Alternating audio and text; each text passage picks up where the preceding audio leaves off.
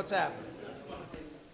Hey, so she hadn't submitted it, so I pushed it through, so it'll be processed on the month end. She missed the deadline, so she just held on to it. So I had to push it through. When does that happen? When do I see it? I'm gonna get it on the month end, so this week. This weekend? Coming up? I should, yeah. Yeah, because, yeah, so for Tuesday. Even better. I was like, that's the man right there. That's the man. Thanks.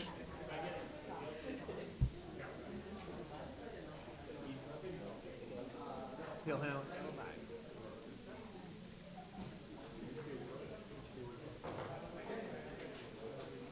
I just don't want no surprise on that side. You know what I mean? Yeah. There's just these people, and then this. And then this right here.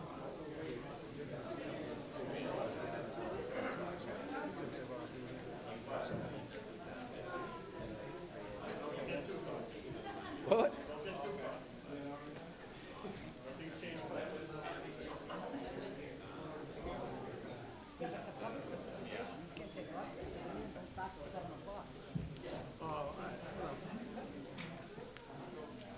Whatever.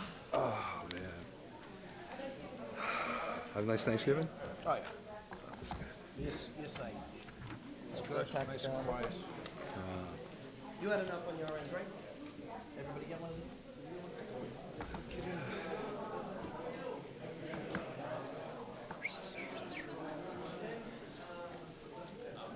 Let me make sure this is in my pants pocket, otherwise when I go to work tomorrow, I'm Why? not gonna be able to get it. What's wrong?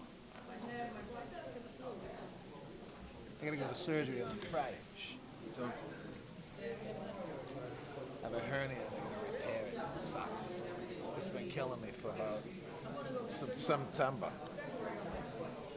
That's great.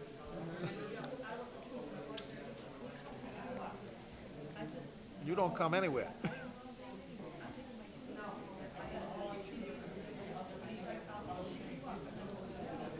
Yeah. What you wanna say is, so are you denying me my sick time? I just wanna know, speak up to the microphone, you know?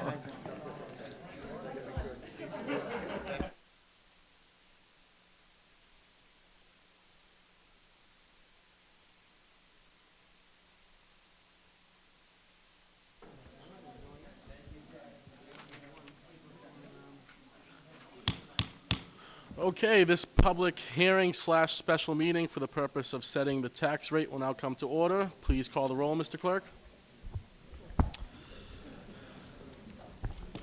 Council Capone. Yep. Council De La Sola. Councilor DeFlorio. Councilor Hanlon. Yep. Councilor Matusky. Councilor McKinnon. Yep. Councilor McLaughlin. Present. Councilor Napolitano. Here? Councilor Sani. Here. Councilor Simonelli. President DePiero. Here. 11 members present, Mr. President. Audience, please join us in saluting the flag.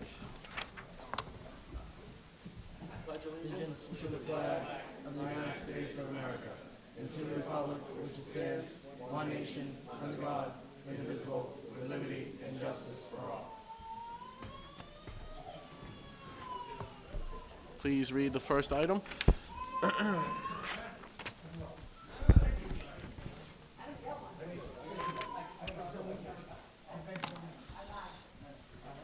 Okay. Item number 1 is for a public hearing for an order adopting a residential exemption for the annual property tax levy. Is there particular members of the administration that want to speak? Is it just going to be? Mr. Hart? Is there a motion?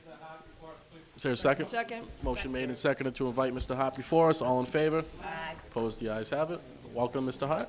Thank you very much. My name is Bill Hart, I'm the Board of Assessors. If you are indulgent.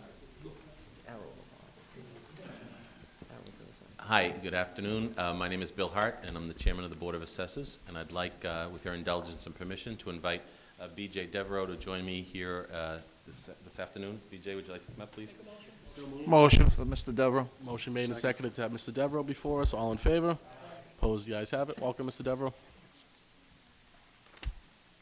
So, we're here again tonight. I know many of you are very accustomed to this annual meeting of the council, specifically for two purposes. One, of course, is to conduct a public hearing under the general laws of the Commonwealth, to talk about the taxation for the city of Everett, and also to adopt a residential exemption. So tonight, with the assistance of folks here in the audience and our friend Sergio Cornelio, we're going to go through a PowerPoint, and I think on your table you all have a copy of that PowerPoint to follow along.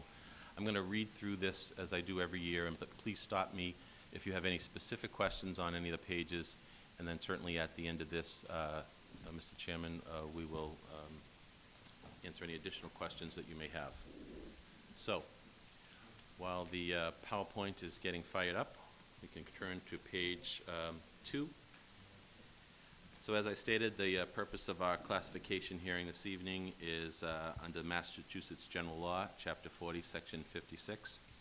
And part of the purpose of this hearing is to talk about a shift in the tax burden between property classes from residential to the commercial, industrial, and personal property. And as you can see, the definition below that, the City Council, together with the Mayor's approval in each city, which has been certified by the Commissioner of Revenue to be assessing property at full and fair cash value, shall annually first determine the percentages of the local tax levy to be borne by each class of real property as defined in Section 2A of Chapter 59, and personal property for the next fiscal year. So that part of the process is happening now. Prior to this, the Department of Revenue has been working with the city's assessing department in determining and ensuring that we have, in fact, complied with the law and assessed our property throughout the community.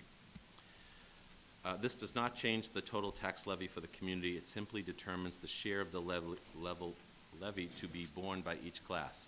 So as you know, we have residential properties, commercial, industrial. Historically, the City Council in its various forms over many, many years have decided upon a shift that would provide a stronger shift towards the business classes or the commercial industrial and less burden to the residential. So what happens after values are certified by the Department of Revenue? Once the properties have been classified and certified, the City Council holds this hearing. So as I said, we've already done our portion of the work, and now we're before all of you asking for a vote and having this public hearing this evening. The Board of Assessors present information to the City Council, who then will vote whether to establish a different rate or to tax all properties at the same amount. Now, as you know, in our community, we tax differently for residential versus our commercial and industrial tax base. So our rates are different between those classes. If you don't choose to make a change, everybody would pay the same dollars per thousand. So whether you're a business owner, small or large, residential owner, 1, 2, 3 family, you would all pay the same rate per thousand. Everett has historically and always had, since way back in the 80s, separate rates based on each of those classes that I've previously mentioned. So tonight you'll pick or select a minimum residential factor, which is the shift away from residential to the commercial and industrial side of the house, and then vote for a residential exemption. And as you'll see as we go further along, our residential exemption is a good one this year. So approximately 30% of the cities and towns here in Massachusetts have split rates, so they'll have rates different between residential as well as commercial and industrial. If we didn't choose to do a split rate, as I mentioned, there'd be one rate, and for Everett, it would be $19.28 per thousand. So the big businesses at the end in South Everett would pay $19.28 per thousand, as well as you and your neighbors on your respective streets would pay $19.28 per thousand. So the 4 classes of property, as I previously mentioned, are residential, commercial, industrial, and then personal property. Those are things that businesses have as part of their business operation that we also tax. We call that personal property. Some personal property, as a side note, is exempt, and of course Everett allows a much greater benefit to our business community by not taxing personal property from the first dollar. We give them a buffer, if you will.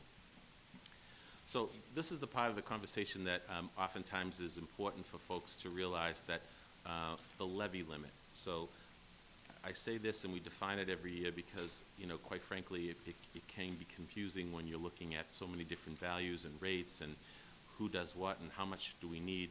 This really sets the way in which we proceed and how we present information to each of you. So the levy limit is the maximum amount of money the city can levy in a given year. The levy limit can grow each year by 2.5%. So we all remember the 2.5, Proposition 2.5. This is where that word comes in, that percentage, 2.5% of the prior year's levy limit, plus new growth in any Proposition 2.5 overrides, which we haven't had any. And of course, new growth is those areas in the community that we identify prior to the taxing year that we're expecting growth in, whether it's a new building, expansion of an existing site. So we account for that and it has a value and we present that to the Department of Revenue. Then there's the maximum allowable levy. This is the levy limit plus debt exclusions or other allowable adjustments. And that's an adjustment process that happens here at the city with lots of information that's provided, and our Chief Fiscal Officer, Eric Demas, who is here in the audience, is tremendous in putting that information together for the city and on our collective behalf. Then the excess levy capacity is the difference between the levy limit and the actual levy. So when the City Council signs the LA-5, which is a form that will circulate after this hearing, they also acknowledge that they have been advised of any excess levy capacity for that year. Next page, thank you. Levy. The levy for FY 2018 is $102,566,340. I said million, correct? We are able to raise up to $110,457,822, which, now here comes that term, excess levy capacity of $7,891,482. In FY 2017, the last year that we just completed on June 30th, we were at $96,907,071. So you see we're creeping up. In fiscal year 2018, this is the levy limit calculation. So I just want you to take a quick look, and for the folks who may be viewing at home that can't see that, the fiscal year 2017 levy limit, excuse me, that is 100. That was the levy. That was the That was levy. the actual Okay, levy. that was the actual levy. Okay, so the levy limit, which is different, is 104,642,418. We're allowed to increase by 2.5%, so the 2616060, that's your 2.5% of the 104. The new growth that we estimate in the community at FY 2018 is 3,199,344. So now you see that the FY 2018 levy limit is now 110,457,822. Again, creeping up. The FY 18 allowable levy is that same number. The actual levy, which is the amount of money that we do need to accommodate for, is $102,566,340. That's what we need to collect in taxation. So I wanted to stop right there because that's the part, I go through that quickly, and I know many of you are veterans at this, so I apologize for those of you who may be hearing this for the first time at home especially. Are there any questions up at this point? So the $102,566,340 is what we need to go to our taxpayers for. Councilor Sani? Thank you. When you have new growth here, are we including all the hotels and the casino coming in when we take in the new growth, or for the fiscal 2018? We look at all the potential, yes, but doesn't mean the full capacity. So I would safe to say it's a very calculated estimate of what we expect to have on the tax rate, on the tax rolls for that given fiscal year. So it may not represent everything that's coming. Right, because we have other new That's right. condominiums coming in and, Right. okay, thank you. But we look at really big pieces though, because that's really what changes that number. Okay. A small project here and there No, doesn't these are have the big ones They're on the big ones, Parkway. yeah. And it takes, and again, it's when we expect to see them on the tax rolls. Okay, thank you. Councilor DeFlorio? Thank you, Mr. Chairman. These figures are without the 12. No, I was just going to get to that. $12,500,000, is that $12.5 million correct? that you voted, the mayor Well, we haven't proposed. voted yet, but we propose to vote on it. Right. Uh, That, So this figure does not include the $12.5 million. The $12.5 million will save every person on the residential side about $3 per thousand, so it's a That's a significant, significant amount. huge Okay, savings. that was my question. Right, Okay. and about 6, am I correct, on the industrial, commercial side. So it's a significant amount. That's an excellent opportunity. We've never had that kind of money to put towards the tax rate before. So the mayor wants $12.5 million to go towards it. I think that's wonderful. Right, okay, but do you also participate that in the years to come, that we will be able to make up that 12.5 million? In other words, if we turn around and we lower, I'm just saying, say I save $1,800 on my taxes this year. I don't want my taxes to go up next year double. Are we anticipating that the growth will more or less make up for that $12.5 million? I think that's a good part of the assumption, yes. Okay, Yes, all right, thank you. you're welcome. Councilor Delasola? Good evening. Good evening. This question is more for the people at home watching.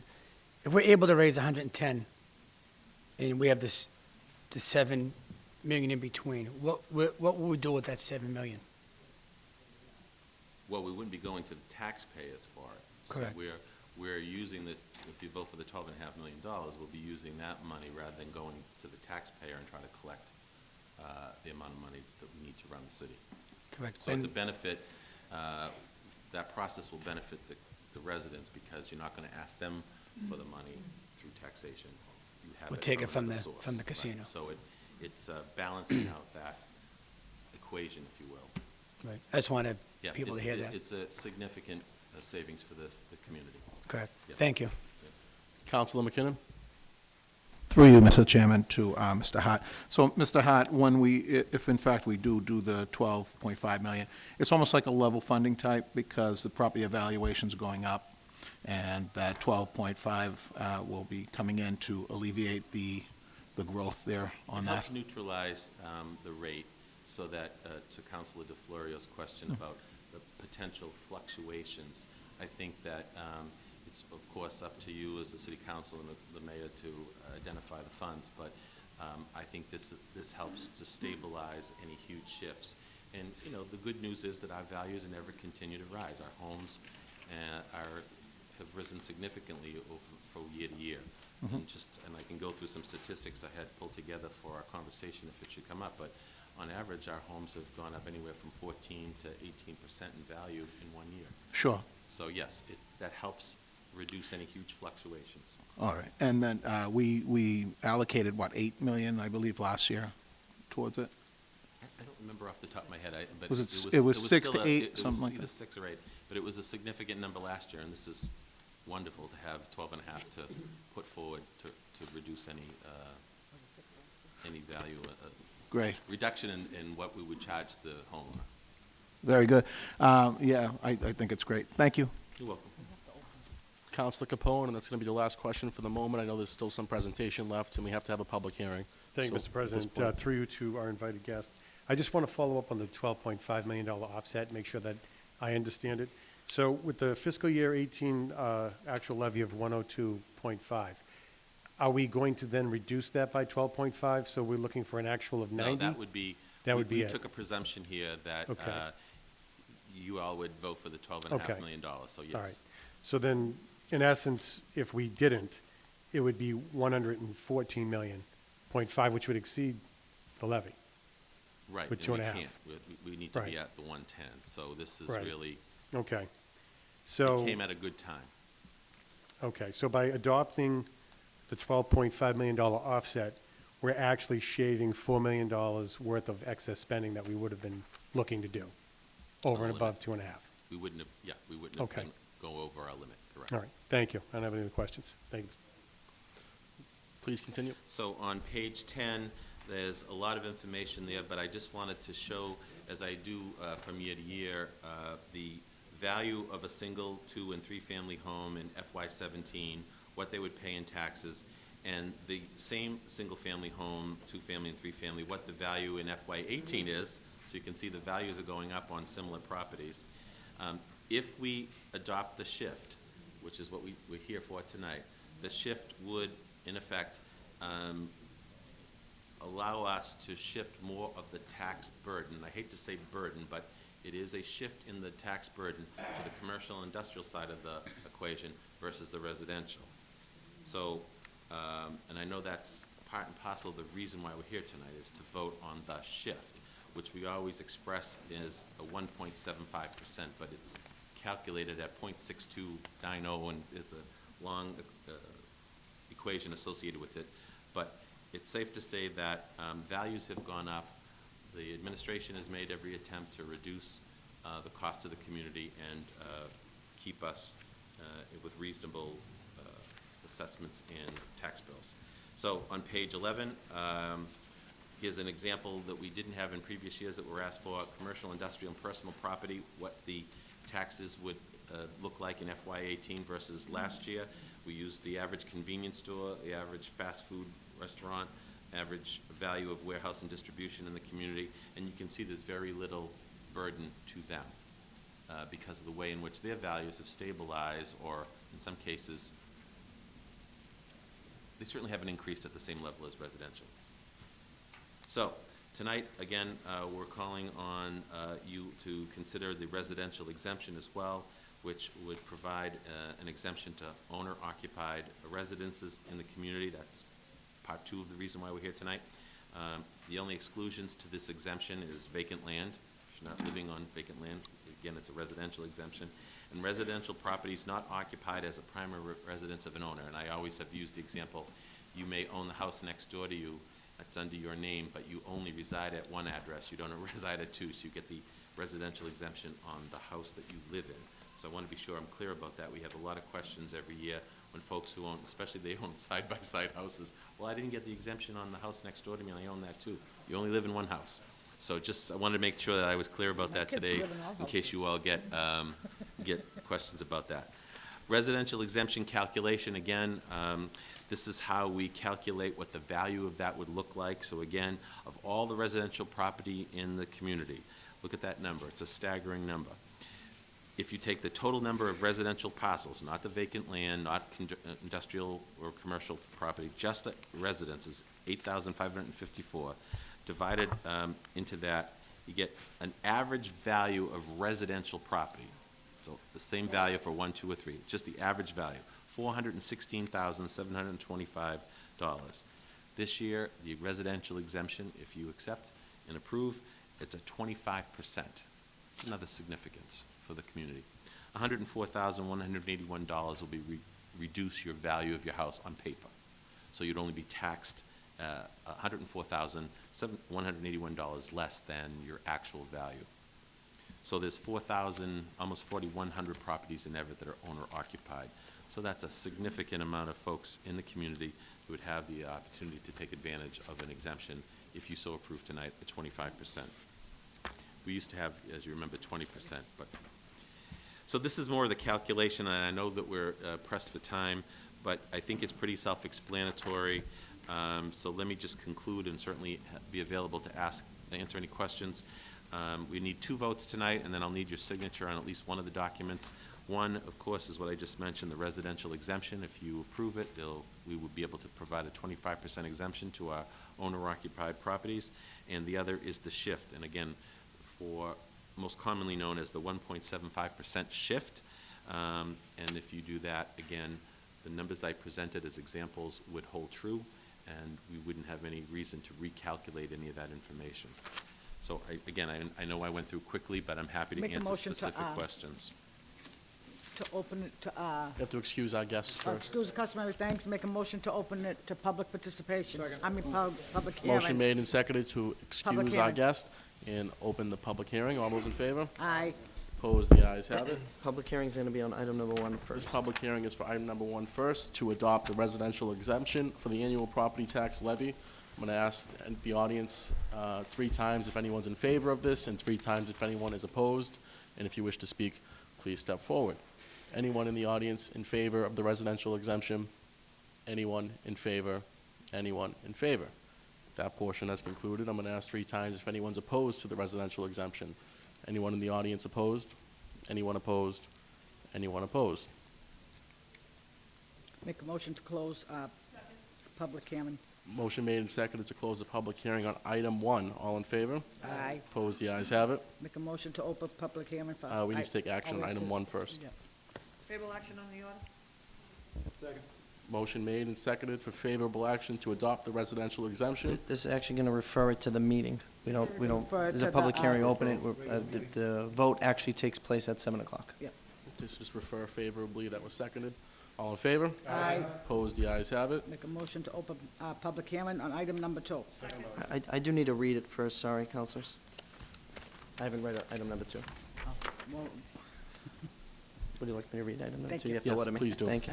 Item number 2 is in order for a public hearing on adopting a minimum residential factor for the annual property tax levy. Public hearing? Motion made and seconded to open the public hearing for the minimum residential factor. All in favor? Aye. Opposed, the ayes have it. Just like the last public hearing, 3 times in favor, 3 times opposed. Anyone in the audience in favor of the minimum residential factor? Anyone in favor? Anyone in favor? That portion has concluded. Anyone opposed to the minimum residential factor? Anyone opposed? Anyone opposed? Make a motion to close public hearing and favorable action. Motion Refer it made to and the, seconded to close the public hearing with a favorable recommendation. All those in favor? Aye. Opposed, the ayes have it. Motion adjourned? Second. Motion made and seconded to adjourn the special meeting. All in favor? Aye. Opposed, the ayes have it. have to,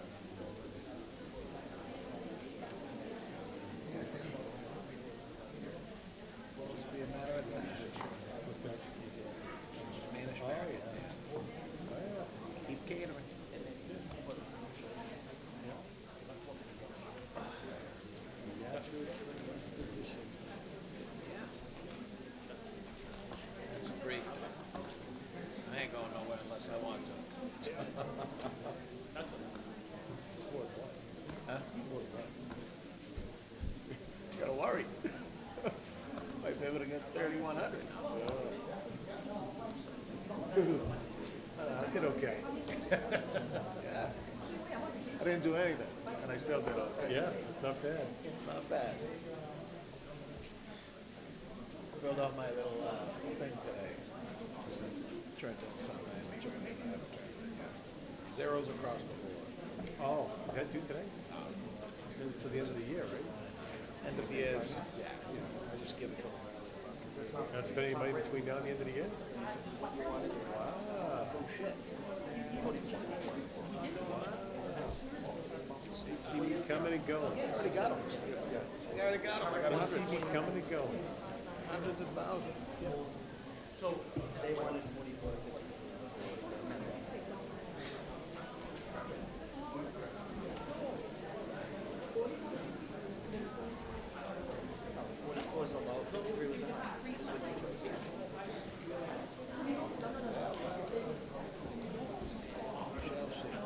Salary range over there.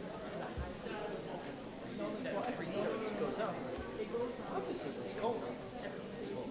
I think so. Current.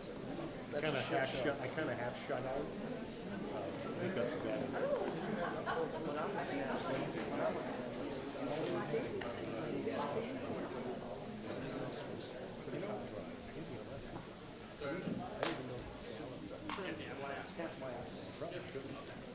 So that's what I.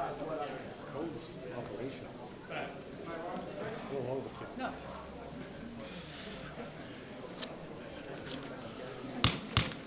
Okay, this regular meeting will now come to order. Please call the roll, Mr. Clerk. Counselor Capone. Here. Counselor Della Sola. Here. Counselor DeFlorio. Counselor Hanlon. Here. Counselor Matusky.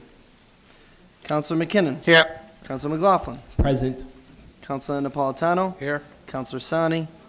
Counselor Simonelli. President DePiero. Present. Counselor DeFlorio. 10 members present. We did salute the flag at our previous meeting, so we'll go right into business. Please read the first item, Mr. Clerk. Mr. President, item number 1 is a public hearing to grant the petition for AT&T for work to be done at 94 Pearl Street, utility pole number 1332. Is the petitioner present? Is there a motion to invite the petitioner forward? So moved. Motion made and seconded. All those in favor? Aye. The ayes have it. Please just introduce yourself for the record and briefly explain the project. Yes, good evening, Council President, councilors. My name is Edward Parry. It's P-A-R-E. I'm an attorney at Brown Rudnick, One Financial Center, Boston, Massachusetts. I'm here representing AT&T. As with all 4 of the petitions we have this evening, AT&T is looking to provide additional capacity to its network. In doing so, we're using what we call small cell technology. It's a small 2-foot, 7-inch antenna on the top of utility poles or mounted to the side. There is a small equipment cabinet, which is located about 16 feet up the pole, with electricity and a shutoff switch. This will provide a robust capacity for AT&T's network, so all of our newfangled devices work quickly and keep customers satisfied in light of the demands on the data portion of AT&T's network. We've submitted some plans for review. I'd be happy to answer any questions, but I'll keep it brief. Councilor McLaughlin? Mr. Chairman, I think that this touches on some of the other polls that we've had in the city that they've wanted to add devices to. Am I correct by stating that this is the same sort of system? I think that, sorry, Mr. Clerk. They are similar. They're not exactly the same. The ones that were from the last company, I think it was for Sprint, and they look a little different. The boxes are a little bit bulkier, I believe theirs. The one from Sprint, they're a little bit larger, but it's a similar idea, but not exactly the same. I would make a motion that we refer this to the utility committee, all 4 items into utility committee so that we can have an opportunity to review the plans and to understand the impact these are all residential neighborhoods. These are all in front of people's homes. I don't think I that have we to have a should public hearing. vote on this before having the due diligence of reviewing plans and so forth in committee. So I would make a recommendation that we collectively take items 1 through 4 and refer them to the utilities committee for further investigation. We can do such, Counselor, but we still have to have a public hearing for That's each okay. item because it was posted. Okay. Counselor DeFlorio? Thank you, Mr. President. I was going to recommend the same thing, because obviously this has been brought to our attention tonight. We don't have anything on it, no, we don't know exactly what anything is. So, and some of the neighbors are here, so we recommend them, once we have the public hearing, maybe we can take their name and numbers down and invite them to the committee also, because they also have questions. So, thank you. Counselor Matusky? Thank you, Mr. President. I didn't catch your name, sir. Yeah, Edward Parry, P-A-R-E. Mr. Perry, Yes. you won't be installing anything on a double pole, will you? No, that's correct. There is one pole where it uses a second pole as the support instead of a guy wire. I noticed that on the Where is plans, that? but no double poles. What street? 12 Victoria Street, it's the third item on the hearing docket this evening. Oh, I'm going to take this is going to committee according, the Understood. consensus here, but we have a serious issue with double poles, and the last thing we need is for your company to add to it. Comcast, and a few of the other companies here have been very disrespectful to this community with regard to double poles. We finally have it under control, but we don't want to. Now, I notice this says Gladstone Ave. Is that Gladstone Street? Because there's a woman here from Gladstone Street. Yes, it's written wrong on the thing that they, Written wrong? it is Gladstone Street. Okay, we want to correct that, because I did notice a resident from that street here, Mr. President. And these devices, how big are they? 2 feet 7 inches of the antennas that go on the top of the pole. The cabinet itself, which wraps around the pole and gets bolted into the pole, is about 32 inches wide, 32 inches long, about 18 inches wide, 12 inches tall, 12 inches deep, so it'll come off the pole. What we propose to do is to keep them on the sort of sidewalk side so that they're not in the street for public safety purposes. And there's no radiation or, there was a company here just a few months back. Are you going to put warning signs on these poles? There will be warning signs in accordance with the FCC requirements, but they will all comply with FCC And emissions. what is that negative impact? What would the sign say? The signs would just warn that the antennas are broadcasting emissions up at the top, so that those will be What located emissions? at the top of the I pole. forget the term that you people use. Well, the radio frequency emissions, so that's how And they're harmful. if at certain levels they would be harmful, but these will all fall within the safety requirements of the FCC. Well- The signage is required by the FCC for any device. Well, just so you know, Mr. Perry, I wouldn't want one in front of my house, okay? Anything that says that they could be harmful is scary to me, okay? I'm going to vote against it. I don't care what the committee comes out with, but I will be voting against it. I've never seen this type of thing before, Mr. President. On any pole, in any city, I mean, in any part of Everett, that says be careful, there's some kind of radiation coming out of these devices. It scares me. There's enough to worry about today than having something in front of your home that says be careful, okay? Understood. The only thing I can respond to is that every wireless facility everywhere has these I warning haven't- signs on them. I haven't seen any. They're there either on a water tank or a Well, tower. would you like or one in front of your house? How's that? Well, we all live with these devices throughout. Yeah. So I Well, lived Mr. in President- front of a water tank for 20 years that had antennas on them. Well, I live close to the LNG tanks. I live near train tracks. Counselor, I don't want to cut you short, but this is going to committee, so please. Yeah, well, my contention, because I'm not on that committee, Mr. President, Yep. I will be voting no on anything that has a sign that says that, okay? Okay. Counselor you. Capone? Thank you, Mr. President. Whereas this is going to be going to committee, I'd recommend that we excuse customary thanks and open the public hearing. Is there a second? Motion made and seconded to, is your question for the guest, Mr. McLaughlin? Okay, motion was made and seconded to excuse our guest. All in favor? Opposed? We're all The set ayes on have all it. 4 of them, is that? Yes, we're going to Okay. take one by one and call the public hearing and refer them to committee, most likely. That's what it Thank looks you. like. You're welcome. Thank you very much. Counselor McLaughlin? Thank you, Mr. President. Mr. President, speaking with our clerk of committees, it looks like we'll be able to have this meeting on December 11th for any of the residents that are in the audience that want to come back to discuss the matters before us on items 1 through 4 will be held on December 11th. Okay. So just yeah, everybody knows that that's the evening. Public utilities. Is there a motion for a public hearing on the first item? Motion for public hearing. No. Is there a Mr. second? President, just a question. There Yes. are people, I just read it, Rosa. well, one resident I see here from Gladstone Street, they may not be able to make that December 11th They can step meeting. forward during the public hearing, currently. Well, I will hope they do come forward. I want to hear what the people that, So the motion would be to open public hearing for item number 1. All those in favor? Opposed, the ayes have it. Public hearing is now open for item number 1. All 4 of these items will be the same. I'll ask 3 times if anyone in the audience is in favor, and I'll also ask 3 times if anyone is opposed. Is anyone in the audience in favor of this poll at 94 Pearl Street? Anyone in favor? Anyone in favor? That portion has concluded. Anyone in the audience against the poll at 94 Pearl Street? Anyone against?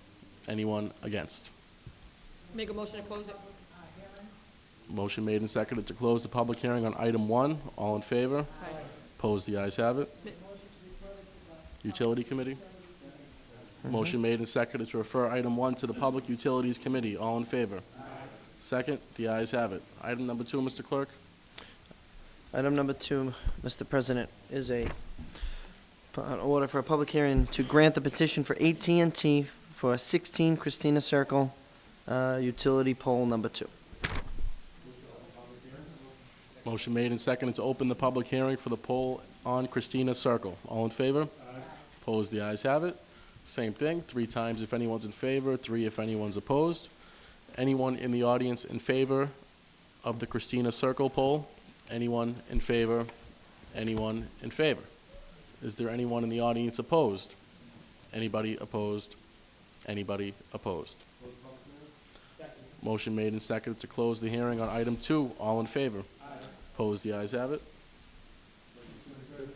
Motion made and seconded to refer item 2 to the Utilities Committee. All in favor? Opposed, the ayes have it. Item 3, Mr. Clerk. Item number 3, Mr. President, is a order for a public hearing to grant the petition from AT&T for work to be done at 12 Victoria Street, utility pole number 35. Motion made and seconded to open the public hearing for item number 3. All in favor? Opposed, the ayes have it. Public hearing is now open. Anyone in the audience in favor of the poll on Victoria Street? Anyone in favor? Anyone in favor? That portion is concluded. Anyone opposed to the poll on Victoria Street? Anybody opposed? Anybody opposed? Motion made and seconded to close the public hearing on item 3. All in favor? Opposed, the ayes have it. Motion made and seconded to refer item 3 to the Public Utilities Committee. All in favor? Opposed, the ayes have it. Item 4, Mr. Clerk. Item number 4, Mr. President, is a public hearing, an order for a public hearing to grant the petition from AT&T for work to be done at 26 Gladstone Street, utility pole number 985. Motion made and seconded to open the public hearing for the poll on Gladstone Street. Public hearing is now open. Anyone in the audience in favor of the poll on Gladstone Street? Anyone in favor? Anyone in favor? Is there anyone in the audience that is opposed to the poll on Gladstone Street? Please step forward.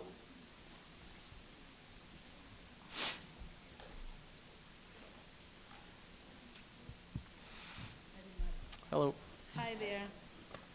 Hello, sorry, didn't expect this. Good evening, Council and Council President DePiero. My name is Joanne D'Amato. I live at 26 Gladstone Street. I think most of you know me. I came with a list of questions, so I thought I was going to be able to ask them from the representative from Singular Wireless, but I understand that you have postponed it till December 11th. Is that, what night is that on? Does It's a anybody Monday. know? Okay. Well, in that case, I'll hold my questions, I guess, for him to, when he comes back. But I would like to say that the proposed installation of the wireless telecommunications attachment is in too close proximity to my house. It's directly in front of my house. I think he said it was something like 15, 16 feet up off the ground. That would be beaming directly into my living room, right straight through to my house. I don't know about you, but I'm not crazy about that idea. I understand we all have cell phones and iPads and whatever, and there is a gap, and I agree, there is a gap. I have to sometimes go on my back porch to use my phone. But I'm just curious as to why an additional and an alternative site wasn't reviewed and brought up. There's a million poles in this town. There's poles around the corner, there's poles down the Parkway. Why does it have to be directly in front of my house?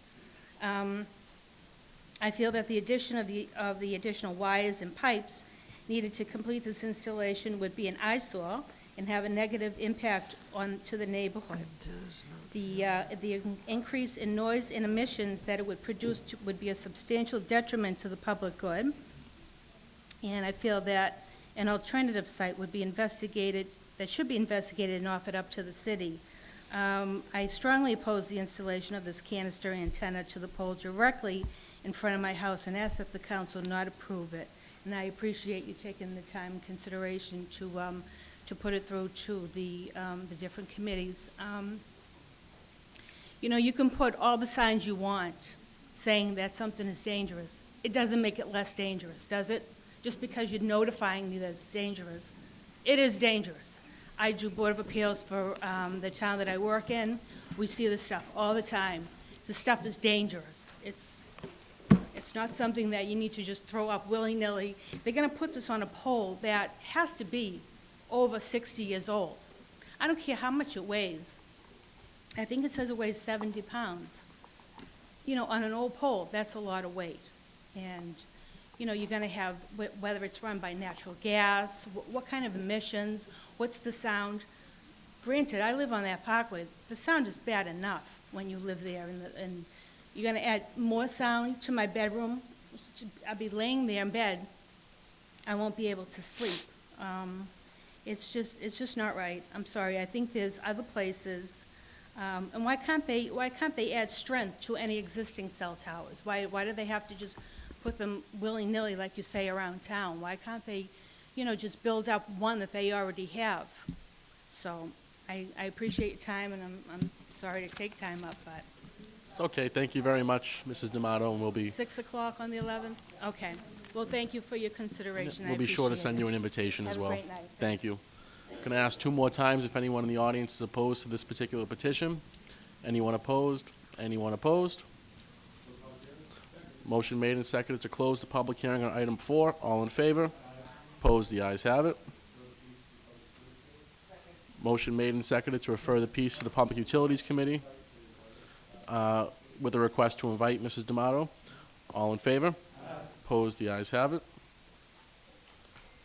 Is there a motion to open public participation? Mr. Is there a Chairman. second? Mr. Chairman, before we start to open public participation, I have 10 speakers. So that would allow each person to speak 1 minute. I would like to give the courtesy to extend it, but I know we have a very, very heavy agenda tonight, and so I think it would be fair to, if we give them 2 minutes each, that would allow them 20 minutes. If my colleagues would agree, I believe that would be more than fair. Motion was So, made and seconded to extend public participation by 10 minutes, making it 20 minutes in total. All in favor? Aye, Opposed? The ayes have it. And on the motion to open it, all in favor? aye.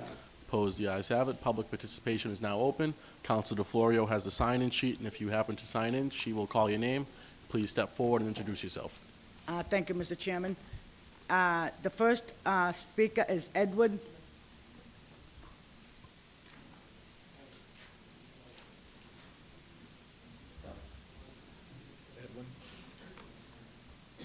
What? Each speaker has 2 minutes, so 2 minutes. no more than 2 minutes, I'm sorry. It's okay. I'll try to do my best. Promise. You just wasted a minute. You tricked me. Well, good evening, esteemed councilors. My name is Edwin Argueta. I've been living in Everett for the last 10 years. I reside at 150 Jefferson Ave. And I wanted to thank the mayor's office, the city council, for engaging in this very important conversation.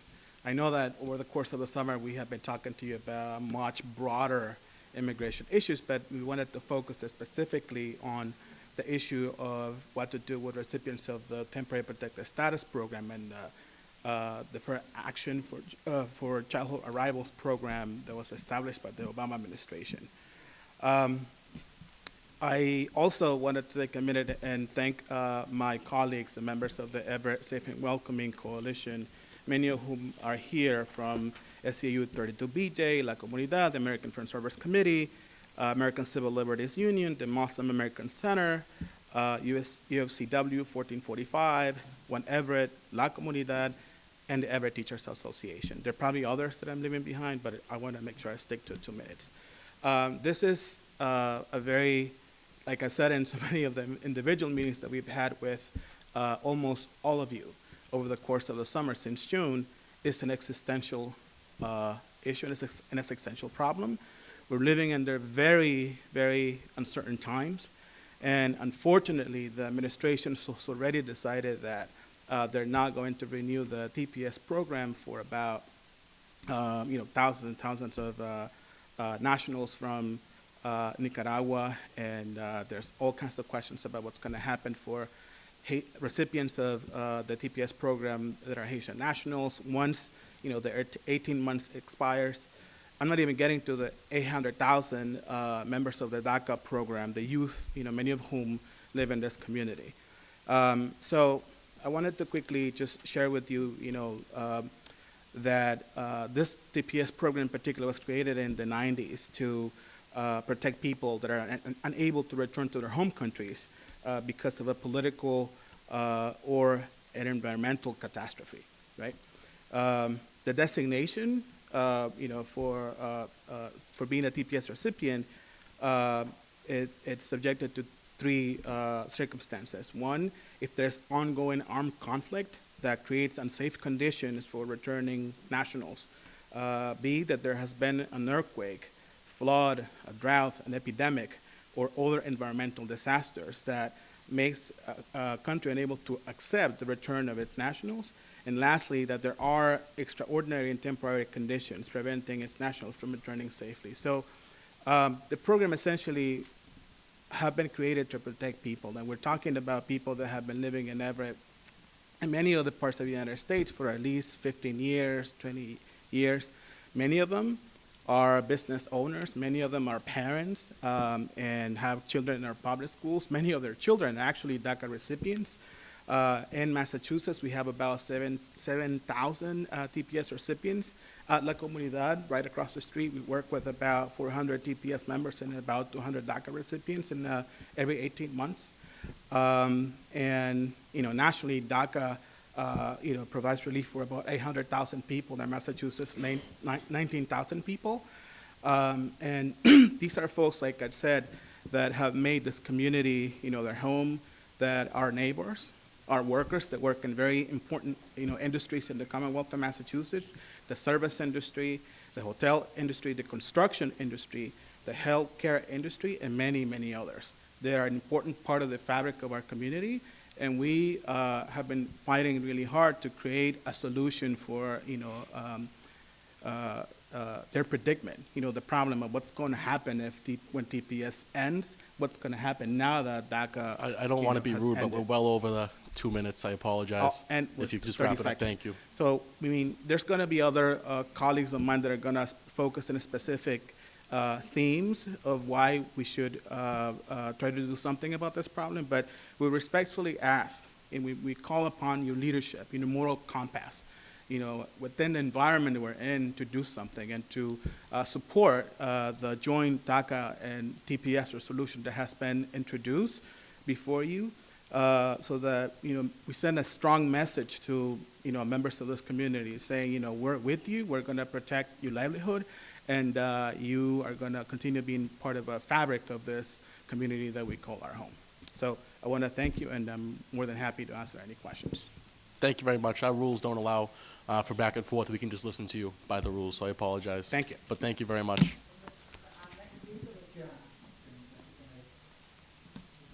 Microphone, Counselor.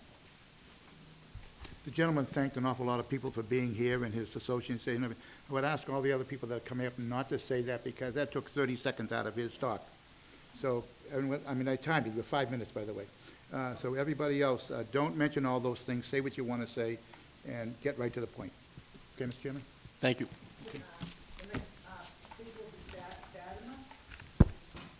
Fatima, Close enough. please step forward and introduce yourself.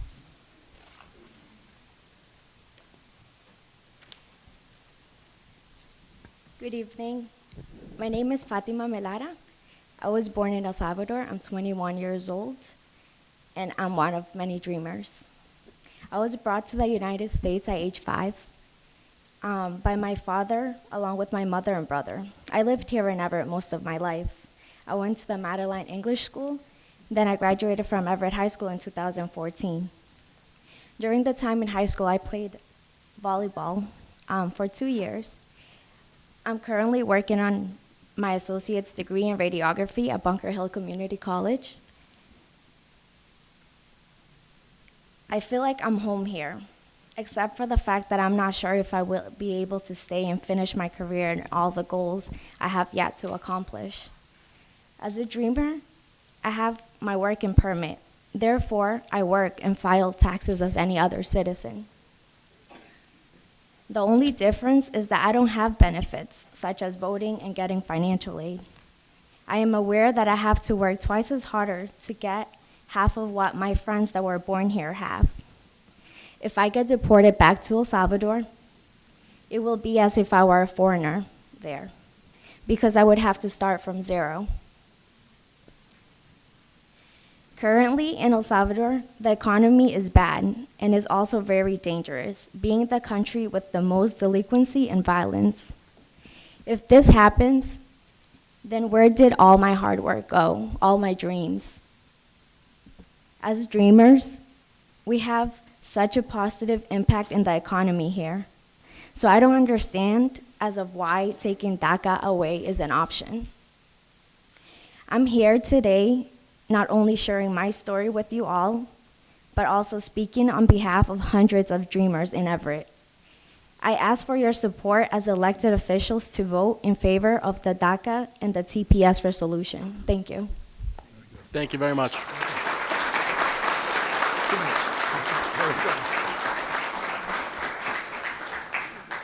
The next speaker is Gabrielle.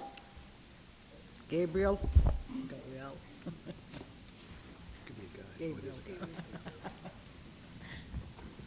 Hello. Good evening. Yeah, that microphone actually works better, Okay. sorry. Good evening, members of the City Council of Everett. I'm honored to be before you here tonight, and I promise I'll be very brief. You heard Edwin Argueta give you an introduction as to the origin of what temporary protective status is, as well as moral and compelling arguments of why you should be in favor of this resolution, as well as Fatima, who gave you a compelling personal testimony. I'm here to appeal to your fiduciary responsibility as city councilors of Everett. Right now in the Commonwealth, there are approximately 7,800 TPS holders from El Salvador, Honduras, and Haiti. From those almost 8,000 TPS holders, there are 5,300 US-born children of those TPS holders. Imagine if those families were broken apart. What would that mean to the Commonwealth? What would that mean to Everett? And the other thing that I'll leave you with is that the total amount of taxes paid by TPS holders in the Commonwealth is $645.8 million. Now, you started out, I came in when you were talking about taxes, property taxes, and et cetera. These taxes are very important for the Commonwealth. So I appeal to your sense of practicality and fiduciary responsibility, and please pass this resolution. Thank you. Thank you.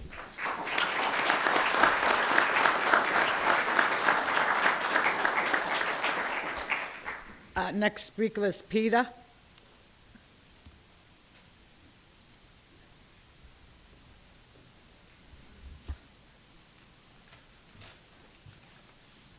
Welcome, Mr. Leahy.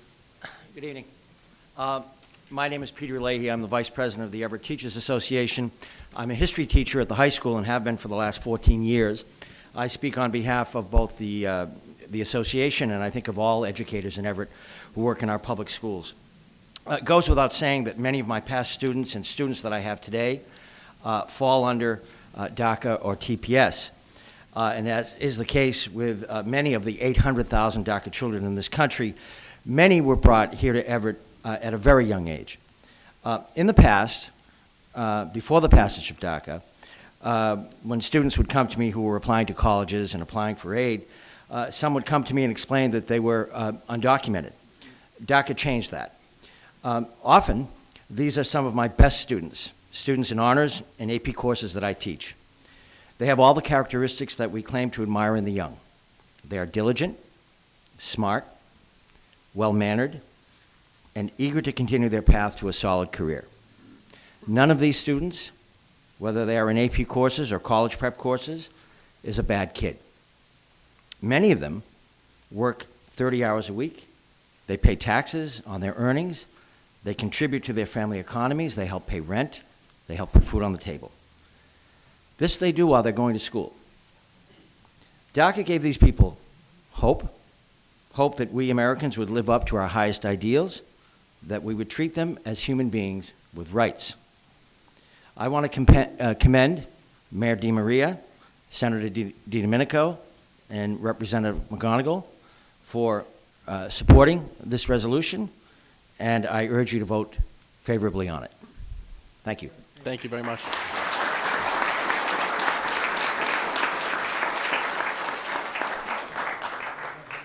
Jose Palma.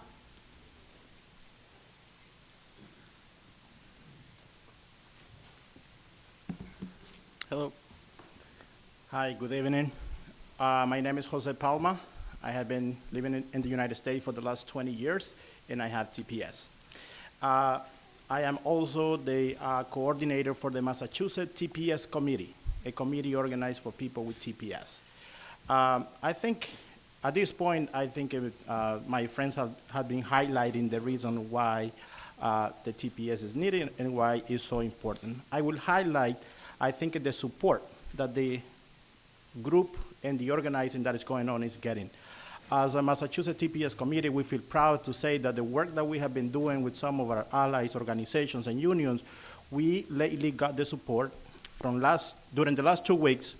Cardinal Sean O'Malley wrote a letter in supporting the renewal of TPS because of the importance of this program. He wrote a letter to Acting Secretary Duke asking her to renew TPS. I also want to highlight that even Governor Charlie Baker came in support of renewing TPS just a few weeks ago. I think it was last week. The House of Representatives, led by our delegation from Massachusetts, got 116 congressmen, including some Republicans, asking to renew TPS. I also want to highlight that in Massachusetts, almost every organization and every federal representative is supporting House of Representatives and senators. So I think that this is the moment for you also to join that effort. I think cities in Massachusetts are passing resolutions supporting the TPS. I think that this is the moment for Everett to step up and join that effort. And I hope that you will take the decision and join in this support for the community that is not only important at the national level, but also people in Everett. I have family members who live here in Everett.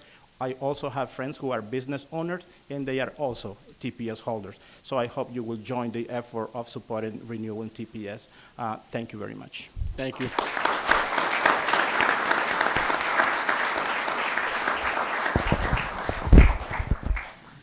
The next speaker, I really can't read the first name. I don't know if it's Fabrizio or but the last name is Souza. Fabino? Fabino? He's not here. He's not here, okay. Next name would be Lucy Panada.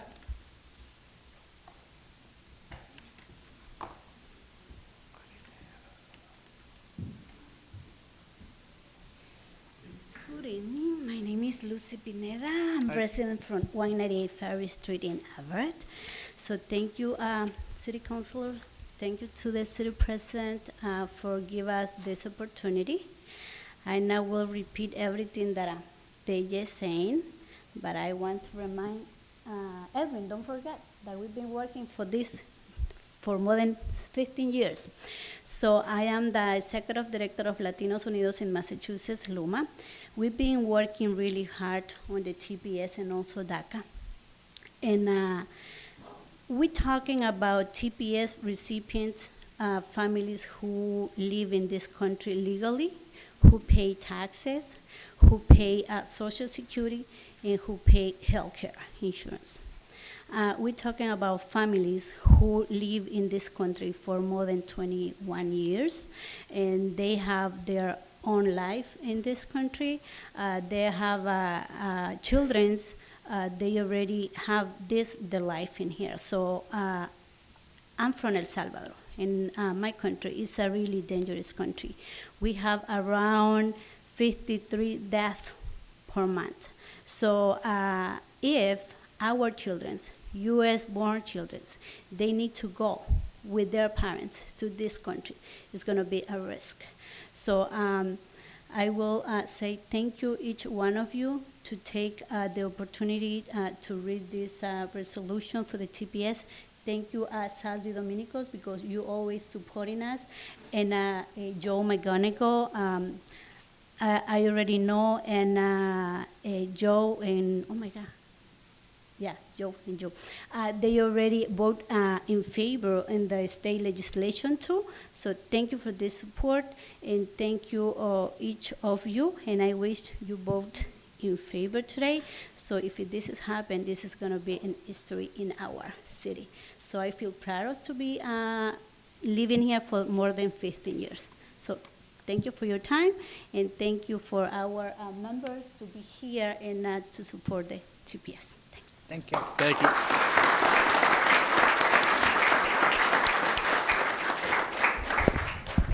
you. Next speaker is Kevin. Hello. Hello. Good evening, council members and council president. I want to be speaking on behalf of TPS. My parents are protected by the TPS program. I am a student. I am 15 years of age. I have aspirations, goals, and ambitions to go far in life. My parents are my main role models. They are taxpayers. They are hard workers. They've been in this country for 18 years, and I've never seen them fail to pay their dues. My parents work so hard every day to provide me with the basic necessities. And to see that this program that is protecting not only their legal status in this country, but also protecting my goals and my dreams, could be deteriorating or be retracted is almost disastrous in all forms and ways for me. Being separated from my family isn't really an option. If my parents were to be deported, I would also be going with them. To go back to El Salvador, as it has already been stated, would be as if I was going to a complete new place. I'd be starting from nothing, essentially. My little brother, he's handicapped from the waist down. To be going to El Salvador would almost relatively be impossible to think of. How would he go around? How would he move? You know, like how would he even go to school? These ideas and these concerns are so threatening to the way of life that my parents and I live in. So I plead for the council members of Everett to really take into consideration this resolution, to really take into consideration not only the statistics or the financial end, but also to take into consideration the ethical aspects of accepting the resolution, the families that you're breaking apart and the families that could eventually deteriorate. Thank you. Thank you.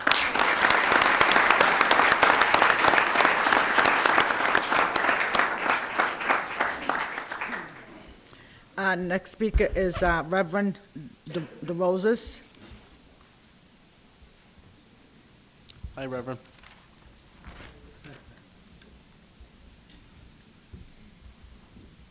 Grab the other chair.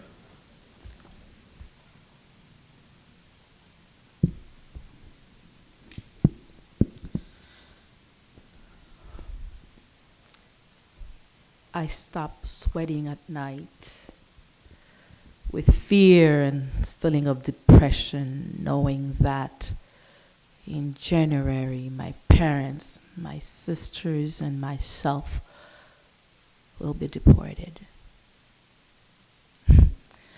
These are the words of one of the 11 youth from the Everett High School, recruited by the Everett Haitian Community Center to join the Safe City Coalition with La Comunidad, with the 7 youth recruited by La Comunidad, and some other youth. They've testified before you. They've met with you, and of course, mostly at the La Comunidad premise on Broadway. And I think in 2017, this is the 3rd time I have been here. Thank you, Mr. President, and thank you, great members of the City Council. And of course, I will echo the voice of the others that have mentioned. We cannot say enough about great Senator Sal DiDomenico, and so many others that have come to us. So tonight, we are here on behalf, not everybody, but the Haitian community that feels a little different tonight. On the 20th of November, after prayers and rallies, with the support of our collaborators and partners, La Comunidad, Luma,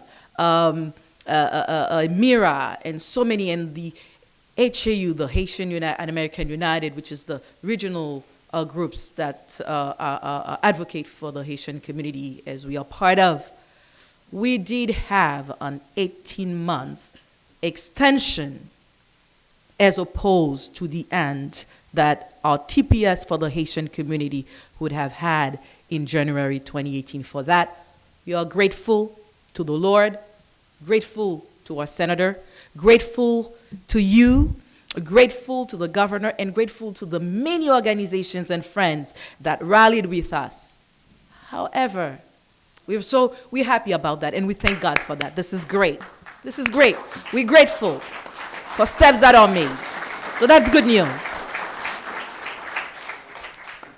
By the same vein, a decision has not been made yet for our Latino friends and so others that have TPS, and DACA is in the hands of Congress. And we also now want to, beyond thinking about for the Haitian community, making it permanent for comprehensive legislation, but we're happy about the 18 months, and we want to support this resolution and ask you to continue to support this resolution so that we could have, and here, Latinos come here also and say that they're happy that another extension have been granted, and furthermore, that at some point we will say it's permanent. And if a permanent one does not occur, but at least we know that we have your support, because the 18 months plus the 7 that have passed, which is 2 years, we would need to support those families. They have other problems. Work permit that have not been granted yet, although they paid for it.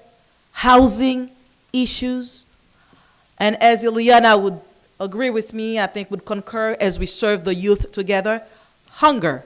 Children right here who are hungry when we have them after school for civic engagement.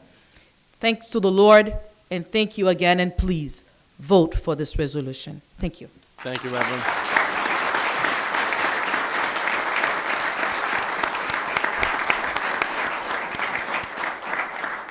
The last speaker will be Kathy Flanagan.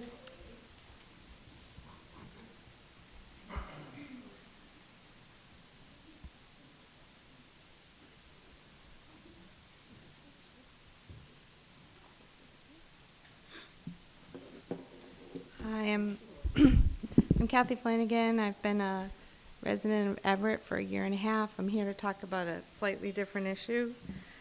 I wanted to address the council about the appropriation of the WIN payments in Everett. So far, WIN has dispersed $17.5 million in funds. All of it has gone to property taxes, to reduce property taxes. And while I think this is a good use, The direct benefits go to only a little more than a third of Everett residents. The home ownership rate as of 2015 was 37%, and prior it was 39%, so I believe the rate of home ownership is dropping in Everett. There are many groups that are not directly benefiting from this method of dispersing the funds, including renters, children and students, and future residents. If we dig into the home ownership information a little bit more, we learn that actually Everett home ownership rates are lower than the surrounding communities, and that while it is true that quite a few seniors do own homes, about a third of seniors also rent. The funds also, the pilot funds, the funds in lieu of tax payments, the estimated amount each year would represent about a sixth of Everett's entire budget, including twice the budget of the police department.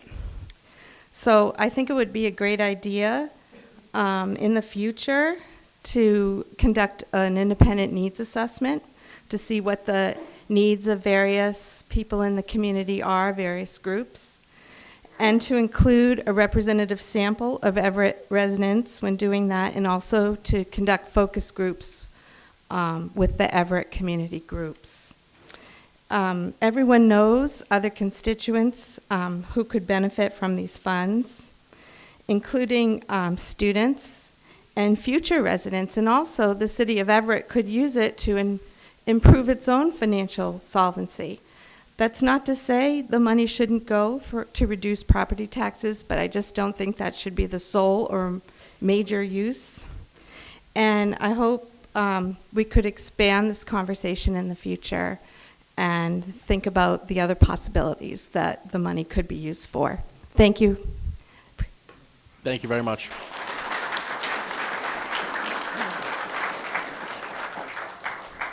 Mr. President, I believe Senator DiDomenico would like to say a few words, if it's possible. Well, give him 2 minutes. 2 minutes. Sorry, Senator.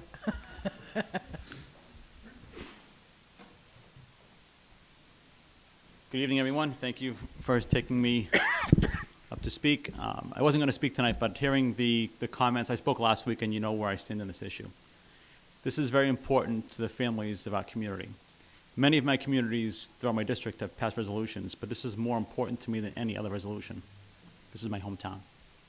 This is where I live, where I raise my children go to school, and where all of my friends reside. This resolution is important to send a message to Washington and a message to our own citizens and our own residents in our community that we're going to stand with them, that we're not going to waver from what's going on at a national level. We're going to take care of our own locally. I was in D.C. talking to Homeland Security last week and the State Department, and I can tell you without a doubt they have no plan. There is no plan of what they're doing with our children in our communities. When I spoke with the State Department, they said that the conditions in Haiti are deplorable. They're not inhabitable. Then you go and talk to Homeland Security, and they're telling us TPS should be taken away because Haiti is ready for occupancy again. Two departments in the same administration not talking to each other. When I asked about what the plan was for the children of these countries who were born here and now would have to go back with their parents, the Homeland Security Director said, that's a good question. No plan, but all they're talking about is sending families back into, as you heard, a dangerous situation for a lot of these children, a lot of these families. Families that don't know any different. They just know what they have here in the city of Everett and the state of Massachusetts. We were proud to pass a resolution, Representative McGonigal and I, at the State House, and Governor Baker is on board as well. I know our mayor is on board with the resolution, and I know that all of my friends here are also on board. So I want to thank you for taking this up tonight. This is important for all of us in this community, not just the people who have been here for 30, 40, 50 years, but people who have been here 10, 15 years who have made this their home, and the children of this community who don't know any different and are fearful of what could happen to themselves and their families in the future. So thank you very much. Thank you, Senator.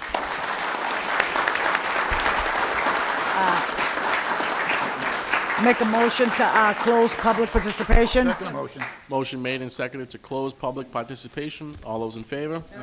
Opposed, the ayes have it. Public participation is closed. Mr. Councilor DeFlorio? President, could we please take item number 10, where everybody is here, and take that item off the agenda? Motion made and seconded to suspend the rules and take item 10. All in favor? Aye. Opposed, the ayes have it. Mr. Clerk, please read item 10. Item number 10 is a resolution offered by Councilor Anthony DePiero as president. Is a resolution in support of TPS renewal and DACA legislation. Favorable action on the order. Motion was Mr. made and Chairman? seconded Point on the of order. resolution. Councilor Capone? Point of order. First, I know that we're all in favor of this resolution.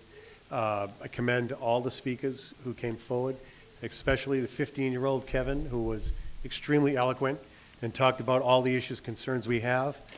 Unfortunately, under our council rules, rule number 18, if there's an expression of sentiment, it has to go to legislative affairs. It's not debatable, and none of that can be suspended. So unfortunately, as much as we would all like to vote on this evening, and we all support it, this piece has to go to legislative affairs. I'd make that motion. Second. Motion was made and seconded due to the rules that this item go to legislative affairs. I do have a list. Councilor Napolitano? Thank you. It's not debatable. It's not okay. It's not debatable. All those in favor? Yeah, but on the motion, he can speak on the motion, Mr. President. No, it's not debatable. It has to go to That's- legislative That's fine, affairs. I understand that. Opinion? Yeah. All in favor? Aye. Opposed, the ayes have it. We do all support this, but the piece, the technicality is that it has to go to committee. Mr. Chairman, can... I apologize. Mr. Chairman, just on a point, can we make a point to make sure that that committee meeting is publicized and distributed through La Comunidad, so the members here can at least have some insight as to when this will be debated? And Absolutely. when it comes out of committee, it would be before the next city council meeting, and that will be coming up for us to make a vote on this. Correct? Okay. Thank you. So we are going to schedule a date as soon as possible. Our clerk of committees just said, and we'll inform everyone here through your various groups of that date, hopefully as soon as possible within the next... 48-hour notice. 48-hour notice, do it Thursday night. No. It's a sentiment, yeah.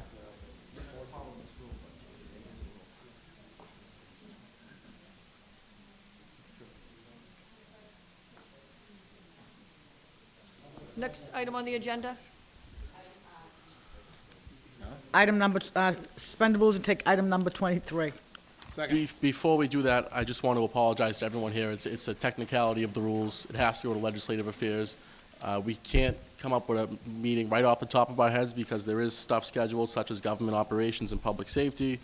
But within the next few weeks, each of your respective groups will get an invitation.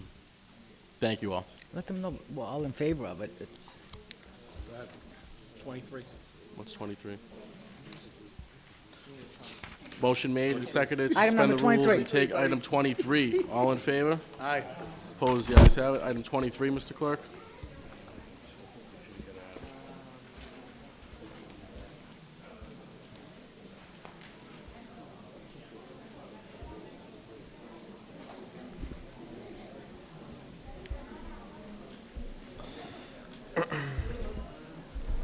Want to let them... Okay. Item number 23 is a resolution that This members... item actually involves most of the individuals. Yeah, in I'm the reading it. group. Yep, that's fine, I'm reading it. That members of La Comunidad appear before the Public Safety Operations Committee to discuss their safety concerns in the city of Everett. Councilor Capone? Thank you, Mr. President. As you know, at the beginning of every meeting, we've had individuals come forward before the city and have been concerned about safety issues. And as you also know, public participation doesn't really allow us to have any meaningful interaction with everybody. So what I'd like to do is refer this piece to the Public Safety Committee, Operations Committee, invite the members from La Comunidad who want to come and talk about issues of concern at the local level. And this way we can finally have a meaningful interaction, some discussion back and forth, and if there's any issues, address those issues. So I would ask that we refer this to Public Safety, Government Operations, inviting the members from La Comunidad who wish to attend. On the motion, Councilor McKinnon, then McLaughlin. Through you, Mr. President, I would also like to add that we should invite both unions, the Superior Officers Union as well as the Patrolmen's Union. And I know that I've spoken to the chief on this a couple of times. He's going to submit a written order on it, so of what he thinks about the matter. So I would like to welcome that into the committee meeting as well. Not this one, at another committee meeting. Sorry. They should appear before the committee, but not the same committee where we invite La Comunidad. Yes. So a second committee from now, because otherwise they're going to get into a fight. Understood. You know, so, okay? Councilor McLaughlin. Actually, wait a minute, no. Pardon? It's a public safety? Yeah, it's Public Safety Committee. Councilor McLaughlin. Yes. Mr. President, I would just like to ask that... Councilor McLaughlin has the floor, please. Councilor McKinnon. Councilor McLaughlin has the floor. Thank you. Do they have concerns locally? Do they have concerns locally? Yeah. You want to ask them, sure.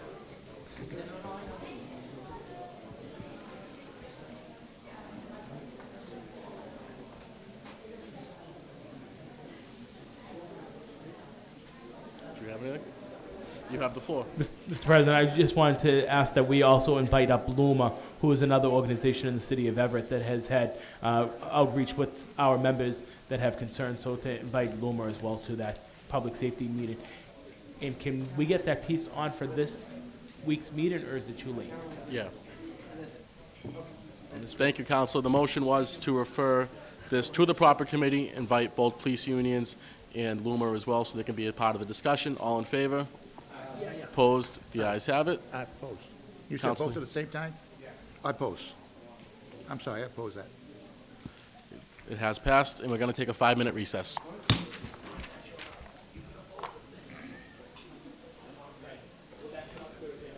Well, let them come at another time.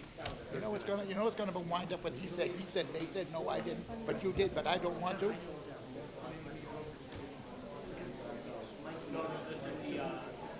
Well, get the information first, then bring them back together at a third meeting, you know. No, 723. Item 23. Wanted to know if item 23 would be on this week's agenda.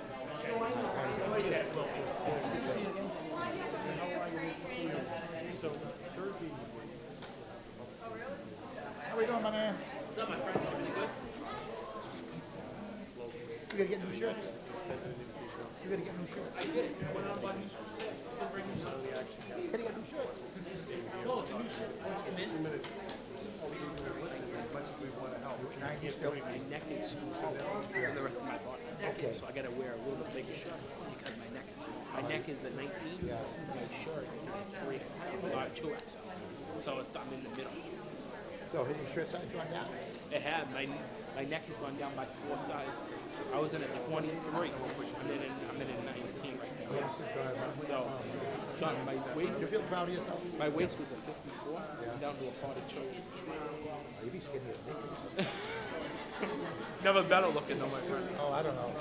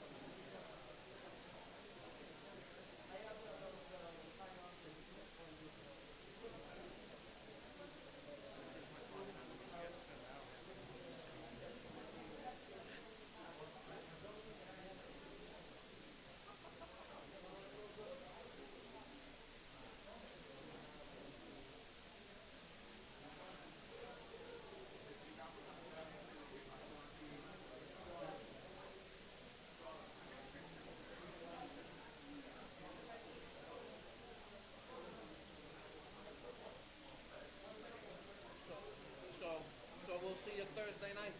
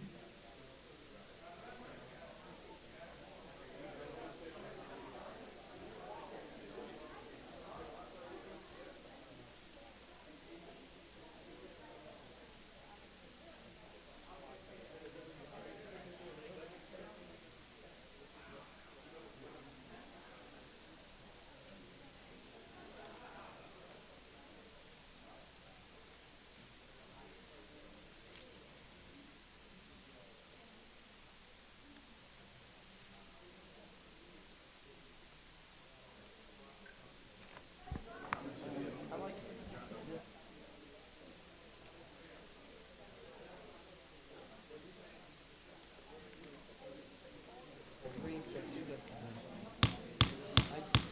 This meeting will now reconvene, folks. Councilor Hanlon? Mr. Chairman, I'd like to suspend our rules and take item number 13 from the calendar, please. You could please take item number 12, there's an attorney waiting here. Mr. Chairman, make that items 12 and 13. Thank you. Okay. Motion made and seconded to take items 12 and 13. Please read them, Mr. Clerk.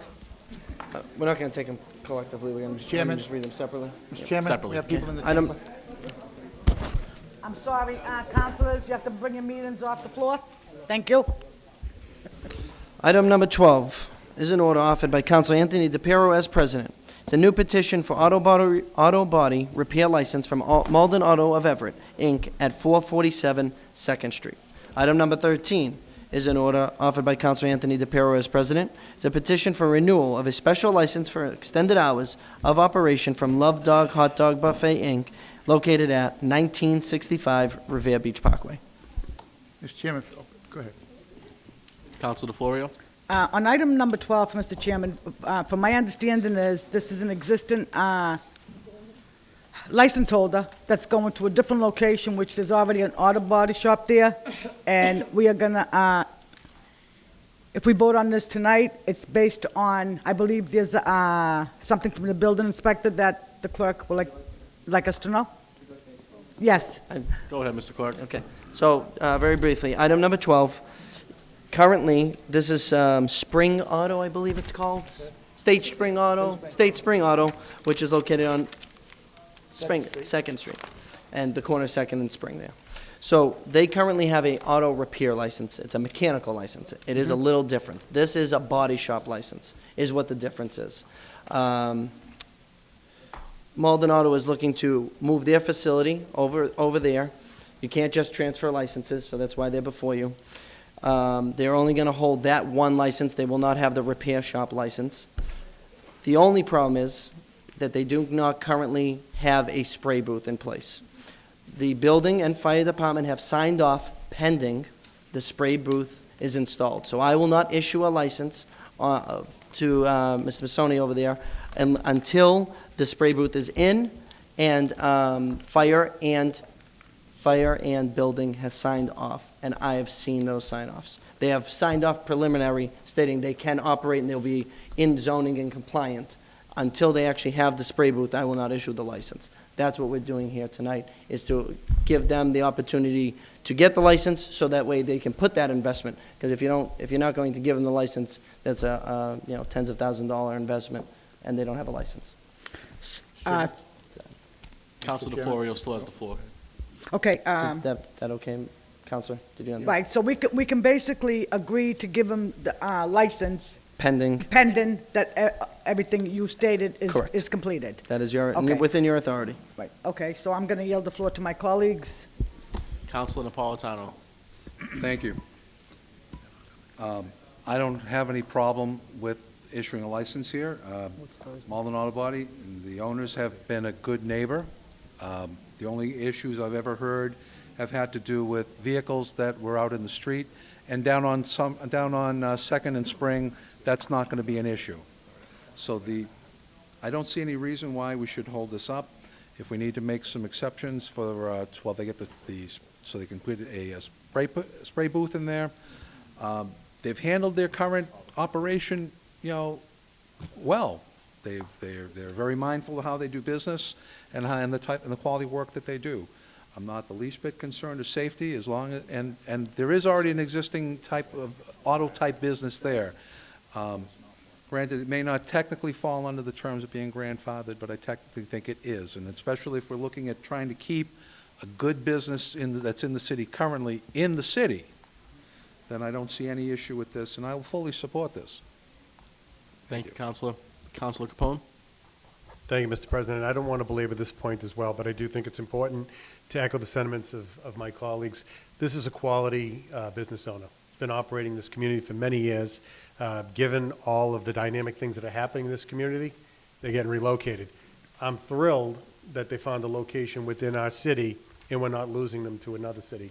So I wholeheartedly support this, and I think that holding off on issuing the license until the spray booth is in and signed off on is the right way to go. So we vote favorably on it tonight, subject to that caveat. We keep as mentioned by my colleagues, a quality individual, a quality business in this community, serving the people in this community. So I think it's a win-win on both fronts. So I'm happy to support this. Thank you. Councilor Matusky?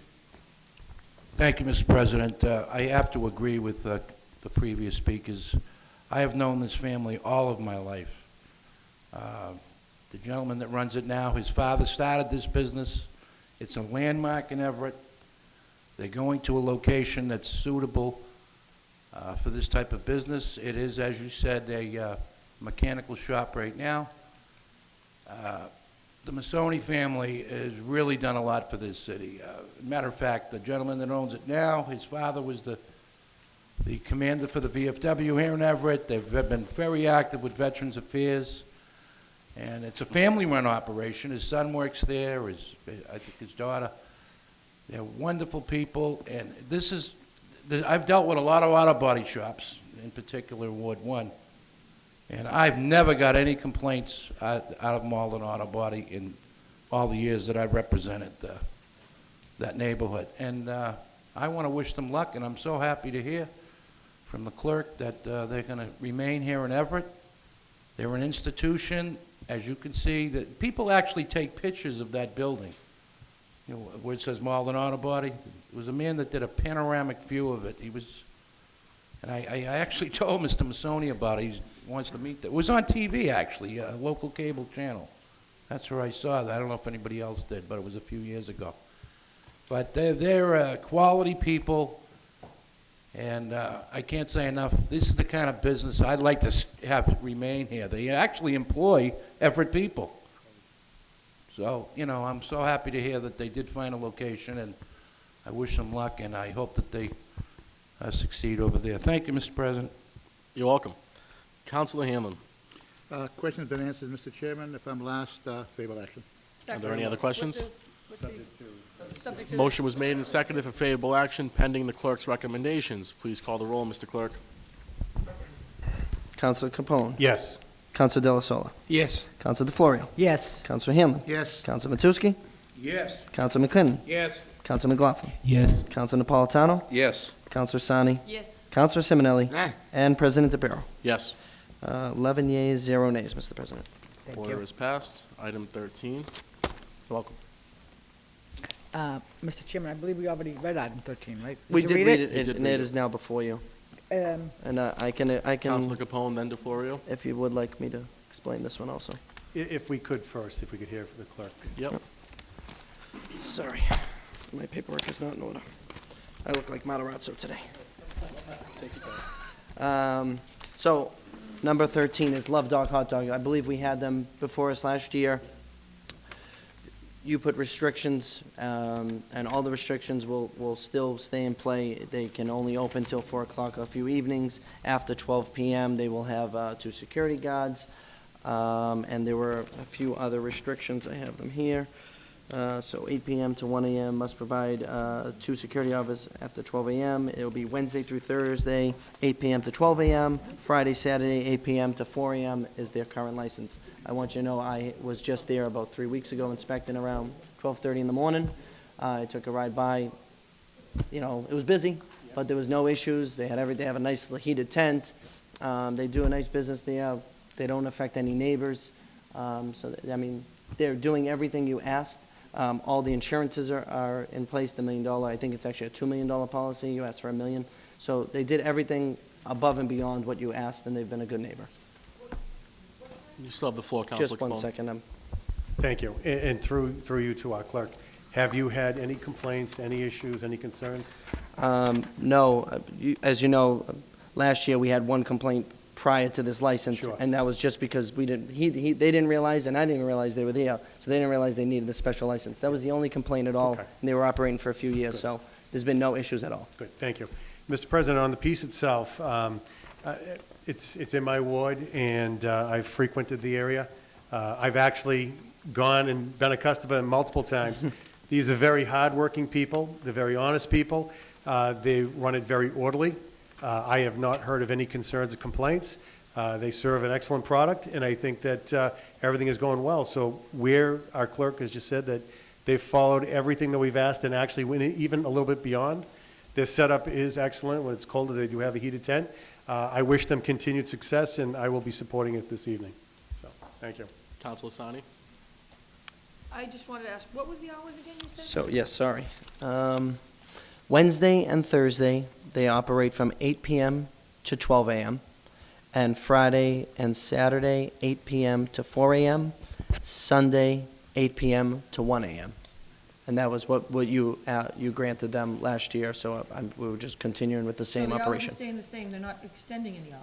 Nope. Because on here it says they're extending hours of operation. It's, so The license is for the license extended is called an hours. extend It's a hours of special operation license. Oh, license. okay. That's the So name of we're it. not changing anything. Yeah, no, anything past 11 o'clock, the city council has to regulate it, so that's why they're here before us. Thank you. You're welcome. Counselor Della Sola. Council President, is this the one that's the business on the Parkway? Yes. Parkway Parkway Cycle? Cycle. Yes. Not the other one there, the liquor store? Parkway Parkway Cycles. All right, thank you. Yes. Counselor Hanlon. Yeah, thank you, Mr. Chairman.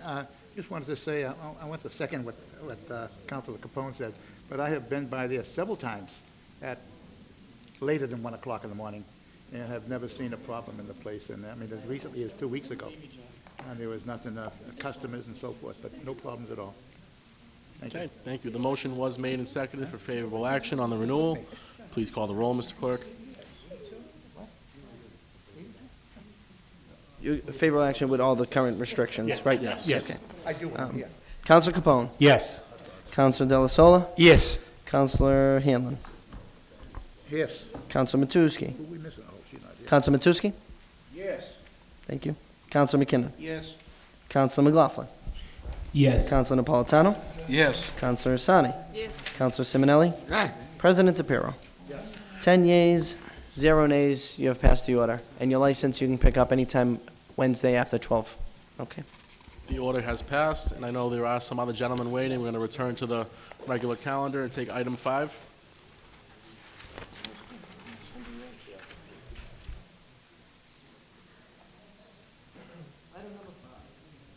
Item number 5 is an order offered by Counsel Anthony DePiero as president to reappoint Sergeant Gabriel Mongello, Patrolman Michael J. Horgan IV, Patrolman Alexmi Garcia and Patrolman Jason Flynn to the Everett Auxiliary Police Department as special police officers for the city of Everett. These appointments shall be for an unpaid term of 1 year expiring November 2018. Favorable action on the order? Second motion. Motion made and seconded for favorable action on the order. Please call the roll, Mr. Clerk. Counselor Capone. Yes. Counselor De La Sola. Yes. Counselor DeFlori. Counselor Hanlon. Yes. Counselor Matusky. Yes. Counselor McKinnon. Yes. Counselor McLaughlin. Yes. Counselor Napolitano. Yes. Counselor Sani. Yes. Counselor Simonelli. President DePiero. Yes, 10 yeas, 0 nays, Mr. President. the order has passed. Which two are you? I'm sorry. Okay. I'm just gonna swear them in.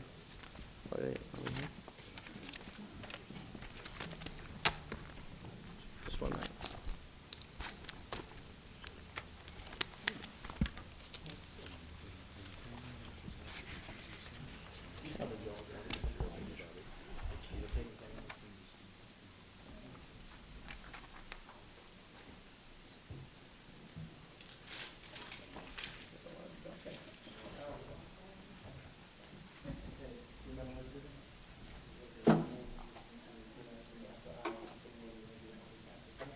Raise your right hand and repeat after me.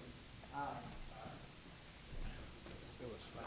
do solemnly swear that I will faithfully and impartially discharge and perform all the duties incumbent upon me as an auxiliary police officer for the city of Everett, according to the best of my abilities and understanding, agreeably to the rules, regulations, laws, ordinances, and charter of the city of Everett. So help me God. I do solemnly swear that I will be a true faith and allegiance to the Commonwealth of Massachusetts, and I will support the laws and Constitution of the Commonwealth. So help me God. I do solemnly swear that I will be a true faith and allegiance to the United States of America, and I will support the Constitution of the United States. So help me God. Congratulations, gentlemen.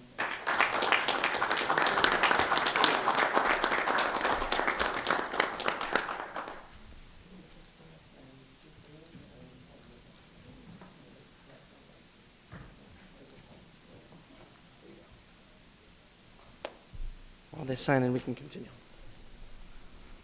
Item number 6, correct? Item number 6 is an order offered by Councilor Anthony DePiero as president to appoint Anthony Montanaro to the Board of Public Works, filling an unexpired term ending in 2020. These. Motion was made for favorable action. Counselor Capone? On the piece, just in case these are new appointments and They are not, new. I'm going to ask that we suspend Rule 20 for all the mayoral appointments that are on the calendar this evening.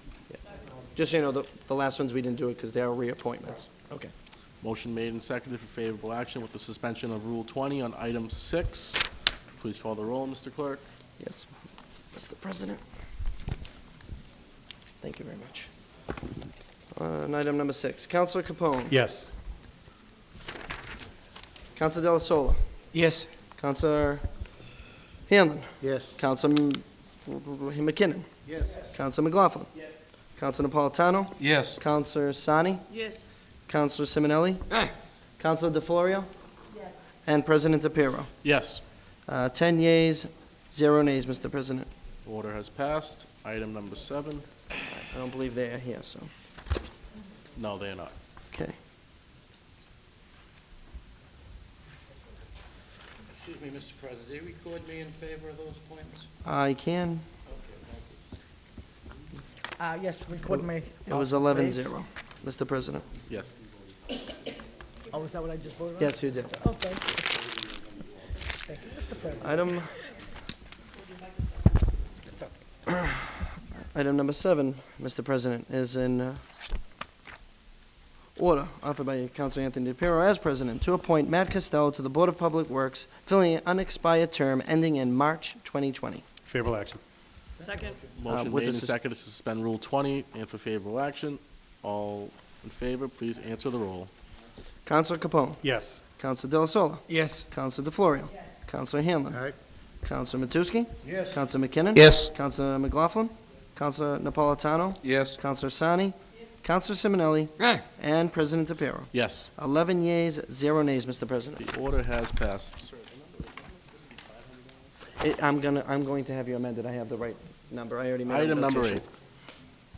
8. Item number 8 is an order offered by Counselor Anthony DePiero as president to accept a donation of $500 from the Carmen A. Chavo Club to the Department of Veteran Services. Just so we know, it is incorrectly written on the agenda, but the paperwork from the mayor's office did say $500. It was just written incorrectly. Johnny, it's just a typo. There is a I have the typo on correct the agenda. paperwork. It's supposed to read $500. So you don't need to amend it, 'cause I Counselor have the correct Capone. paperwork. Thank you, Mr. President. And then On the Counselor piece, Matusky. I just want to acknowledge the Chavo Club is always a wonderful neighbor. They're always doing great things. I guess they presented the ceremonial check at their recent Thanksgiving dinner that they have every year, and now they're in the midst of their toy drive. So this is a local club that does a lot of good for the community. We're very lucky to have them. Absolutely. And we really, truly appreciate what they do for this community. We're asking that favorable action on accepting the money with a letter of thanks going out to the organization. Counselor Matusky on behalf of Counselor Simonelli. Thank you, Mr. President. Councilman Simonelli is a member of the Carmen Chavo Associates located in the village section of Everett, and he is so proud to be a member. I'm also a member myself, Mr. President, a proud member. And as Councilman Capone mentioned, over 150 senior citizens were treated to a beautiful Thanksgiving Day dinner the Sunday before Thanksgiving, and it's an annual event, and there was many volunteers that made it all happen. But Councilman Simonelli stated that this is one of the last social clubs in the city of Everett. The Elks has moved to Saugus, as you know. We just spoke briefly about some veterans clubs that were here. This club actually participates, as you can see tonight, by the donation that they're making to the Veterans Services Department. They're an active member of this community. There's over 130 members that reside in Everett that are members there, and I'm proud to be a member. And Councilman Simonelli would like a thank you letter from the City Council sent to the association. Thank you. Motion was made and seconded for favorable action with the letter of thanks to be sent. Please call the roll, Mr. Clerk. Counselor Capone. Yes. Counselor Della Sola. Yes. Counselor DeFlorio. Counselor Hanlon. Yes. Counselor Matusky. Yes. Counselor McKinnon. Yes. Counselor McLaughlin. Yes. Counselor Napolitano. Yes. Counselor Sani. Yes. Counselor Simonelli. And President DePiero. Yes. 11 yeas, 0 nays, Mr. President. Order has passed. Item number 9 is next. Item number 9 is an order offered by Counselor Anthony DePiero as president to appoint Brianna Pierce to the Cultural Council for a 3-year term expiring November 2020. Favorable action. Motion made and seconded for favorable action with the suspension of Rule 20. All those in favor, please answer the roll. Counselor Capone. Yes. Counselor Della Sola. Yes. Counselor DeFlorio. Yes. Counselor Hanlon. Yes. Counselor Matusky. Yes. Counselor McKinnon. Yes. Counselor McLaughlin. Yes. Counselor Napolitano. Yes. Counselor Sani. Yes. Counselor Simonelli. And President DePiero. Yes. 11 yeas, 0 nays, Mr. President. Order has passed. Next is item 11. Item number 11. Mr. President, before it's read, my wife is a member of the Library. trustees for the library board, so I am going to excuse myself for this piece. Thank you, Counselor. Item number 11 is an order offered by Counselor Anthony DePiero as president to appoint Colleen O'Donnell to the library board for a 3-year term expiring November 2020. Motion made and seconded to suspend Rule 20 and for favorable action. Please answer the roll. Counselor Della Sola.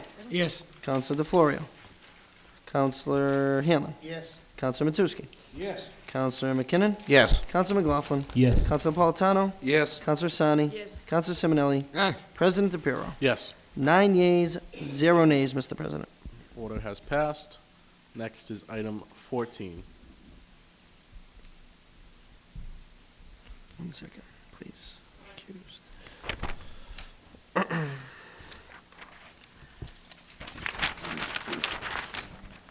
Item number 14 is a planning board report on an ordinance offered by Council Anthony DePiero as president to add a new subsection 3 to section 31.a of the zoning ordinances of the city of Everett.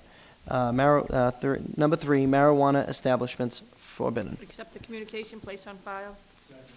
Motion made and seconded to accept the communication and place on file. All those in favor? Would you like? Opposed? The ayes have it. Counsel Simonelli's opposed. Favorable action on the order.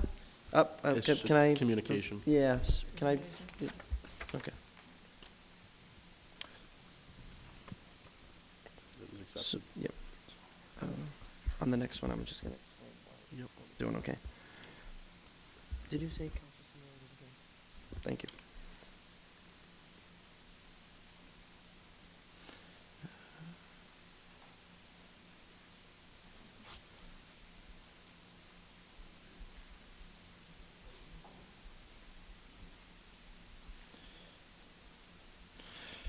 Okay. Item number 15. Just so we know, this is actually not a planning board report. This is just coming back before us. This is an ordinance offered by Council Anthony DePiero as president to amend Chapter 12, Licenses and Business Regulations of the revised ordinances of the City of Everett by adding the following new subsection, 12-12, marijuana establishments forbidden. Motion was made and seconded to accept the communication and place on file. All those in favor? Opposed? The ayes have it.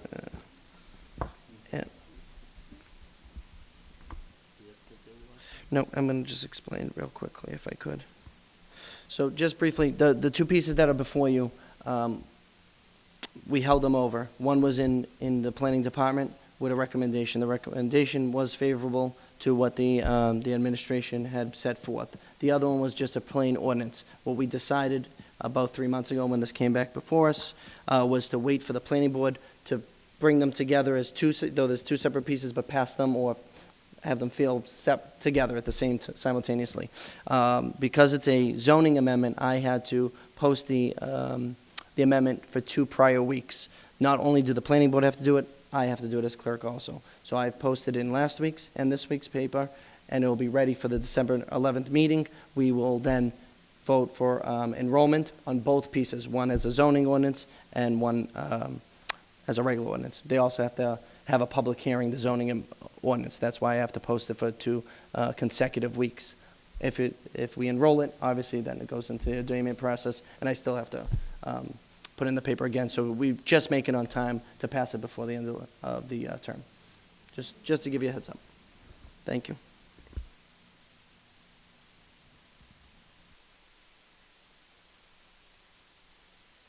So yeah, sorry, proper action would be to postpone this for the next meeting.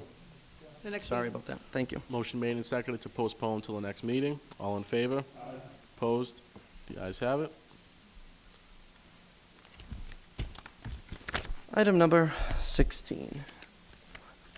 Mr. President, is a resolution offered by Councilor John F. Halen to create an ordinance establishing a committee that will deal with any comprehensive business and/or governmental matters that would relate to the operation of the Wind Resort development, with a recommendation to refer back to sponsor. Motion made and seconded. Motion was made and seconded to accept the communication, place on file, and refer back to sponsor with the understanding that it'll be back on the agenda after the new session begins. All in favor? Opposed? The ayes have it. Item 17. Item number 17, Mr. President, is a order offered by Councilor Michael McLaughlin and Councilor John F. Halen to create a legislative code for the city council officers. Is there a second? Motion was made and seconded to accept the communication, place on file, and was that for favorable action, Counselor? So, can I, yep. On the motion, we need an understanding on this. Is this the piece that also has the salary chart in it? So, yes. So this has everything to do with the legislative body. Okay. All 4 Does- employees of your 4 employees, which would Do be my myself, colleagues have assistant the city salary clerk, chart in clerk of front of them? committees, and legislative aide. Also, So how can we vote on something that we have no salary chart? This has been worked on by the committee, which I know they've done a great job, and I appreciate their time, but we have nothing in front of us. What are we voting on? We've, 2 weeks and have a copy of that. yep, so Accept the you have to report, lay it place over on for 2 file, weeks and lay it over for as 2 part weeks. of, as part of the Everyone process. could do some research. And, Is that fair? Second. Yeah, just so we have something in front of us, we know what we're voting on. We can't vote on something that, I agree. We don't It's- have It's a- only fair that everyone does their Okay. research and reads it. very good, thank you. Motion made and seconded to accept the report. Mr. President, could we have that mailed to us? Yes. Thank you. Accept the They will report, be. place on file, and lay over till the next meeting. All in favor? Opposed? The ayes have it.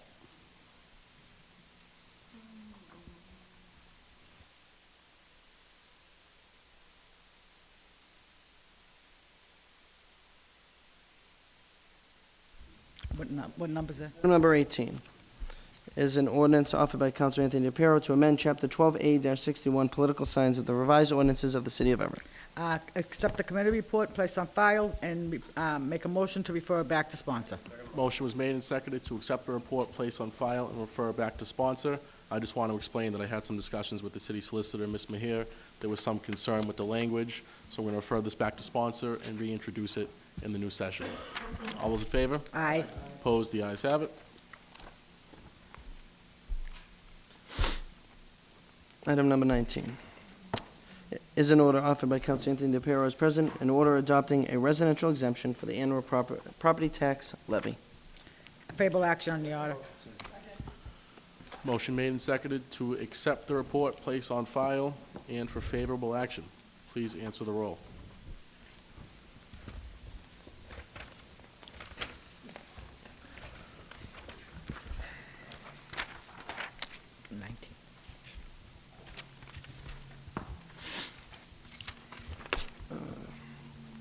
Council Capone. Yes. Council Del Sola. Yes. Council DeFlorio. Yes. Councilor Hanlon. Yes. Councilor Matusky. Yes. Councilor McKinnon. Yes. Councilor McLaughlin. Yes. Councilor Napolitano. Yes. Councilor Sani. Yes. Councilor Simonelli. And President DePiero. Yes. That is 11 yeas, 0 nays, Mr. President. Order has passed. Item number 20. Item number 20 is an order offered by Councilor Anthony DePiero as president, an order adopting a minimum residential factor for the annual property tax levy. Accept the report and favorable action on the order. Motion was made and seconded for favorable action and to accept the report. On the motion, Councilor Capone. Thank you, Mr. President. On the piece, obviously, we all support it. We heard somebody come up at public participation that was concerned about the entirety of the funds being used for taxes. There are things that we can look at going forward. I just want to point out one thing that was brought to my attention when we were looking at this. The actual levy for fiscal year 18 is $102 million. The allowable levy is $110 million. If we did not offset this by $12.5 million, we would be spending, well, we would be taxing and levying in excess of $4 million over Proposition 2.5, which we cannot do. So what I'm going to do, I'm voting favorably on it, but I would like to ask the administration that when the time comes to set forth the budget, that they look at it and see if there's $4 million they can cut, because technically, when you take this 12.5 out, there's an excess of $4 million in the operating budget. And in order to make it apples to apples with $12.5 million coming off the levy, there should be $4 million taken off the operating budget. So with that, I will vote favorably. Councilor McLaughlin. Thank you, Mr. President. Mr. President, I would like to echo the comments of Councilor Capone. I was floored tonight to read these numbers and to understand that basically we're $4 million over Proposition 2.5. If we didn't take action last meeting for $12.5 million, I'd like to ask the administration what their plan was. What would they have done? There's $4 million over Proposition 2.5. They would have had to trim the budget at some point for $4 million. I don't know if anybody can answer that question tonight, but it's a serious concern that I have. Council, this piece here is to adopt the minimum residential factor. If you have more questions, I welcome you to put it in the committee and invite the proper people, but the Okay, item that we're voting on But, is just to Mr. accept Chairman, we do have the Eric minimum. over here. That's If fine. he I could will answer that question. I will put it forward in another Why? meeting. That's He's not gonna put it in appropriate the- to answer that. If you can answer the question tonight, why have it The not item is answered? specifically about the residential factor. Which is fine. We didn't post questions You'd be about breaking the open meeting levy law. and all that. It would be breaking the open meeting law. It's in my fine. opinion. Mine is a statement, not a question. Thank you. That's fine. Councilor McKinnon. So we can't have him before us to talk Well, we can, on we this. can, we You can can, ask him questions about the residential factor. That's it. But that's it. That's all. we can that's take gonna be item allowed. 19 back again and ask him the question. It's the same thing, it's about the residential It's the exemption residential So it's exemption. for the Has annual nothing to levy. do It's with the nothing to do with $12.5 the million. actual levy or the 12 and a half. So if I Oh, want it's him gonna have to before do with us. the 12.5 You can do it million, on I'm two sorry. pieces that are before you. You I'm can, thinking but of if the it has 12 nothing to do with the two Okay. pieces Yeah. before us, I will I'm thinking shut of you the down. 12.5 No due million. respect. That's what's No- throwing me. That is not before Lack us. of respect. Do you want to come up or not? They actually It's up to cannot, you. You wanna come up and- you'd be violating the open meeting law. Actually, I won't accept The that. statement was just made with regards to the operating budget for down the road, speaking favorably on this piece. Exactly. And that's, I don't think we really should have anyone up to speak anything further on this. If a counselor wants to put it in committee, they could do that, but it was just a comment to the administration that when they're submitting the budget, to make sure it Absolutely. lines up. That's all I was doing. Councilor Napolitano, last speaker. Okay, just, I mean, I understand the concerns here, but the thing is that questions about budgeting and expenses, those questions should have been asked back in May. Okay? Let's be serious. The administration, I'm sure, has some idea when they submit the budget to us, how much they're going to try to relieve of that as we're voting on tonight. And if they don't, then the numbers are going to come through that way, and we're going to see that we're either over, and then we have a problem. But again, just lesson for everybody. These are the questions you asked during the budget hearings, not 6 months later when we're setting when we see how the totals add up. Okay? So, I mean, we don't know what the we don't know how much revenues come in. We don't have those figures. We don't know what's approved. But again, this is why there's always concern for observing and asking questions about spending. Because we now know from this budget that had we had $12.5 million not being allocated to it, then we run the risk of being over and be a violation of 2.5. We're not, so let's vote on this, let's move on, let's learn from this, and keep that in mind next year when we come and have the budget hearings before us. Favorable action on the order? I don't think it's the case, but anyway. It's not the case. It's not the case. Motion but was it's made not and worth seconded for favorable action on the order. Please call the roll, Mr. Clerk.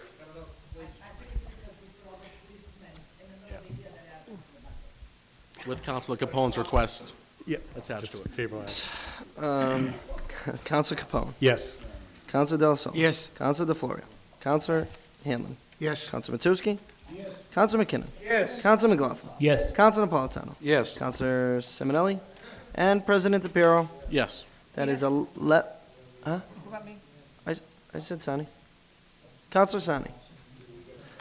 11 yeas, 0 nays. The order has passed. Mr. Clerk, do you have the LA 5 forms for us to sign, or you want to do that after the meeting? I want to do it right at the end. Okay. I was gonna make an announcement. Okay, so right at the end of the meeting, councilors, please don't leave. The clerk has some documents that we need to sign in regards to the tax rate. Thank you. Item 21. Item number 21, Mr. President, is a resolution offered by Councilor Stephen Simonelli to request that the Mayor's Chief of Staff appear at the next council meeting with an update on former Councilor Joseph R. King's dedication date. He is here. Is there a motion to invite Mr. O'Donnell before us? Second. Make a motion? Motion made and seconded to invite Mr. O'Donnell. All in favor? All right.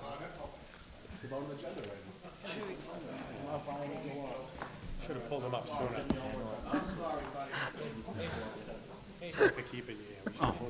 Mr. President. Councilor Matusky has the floor.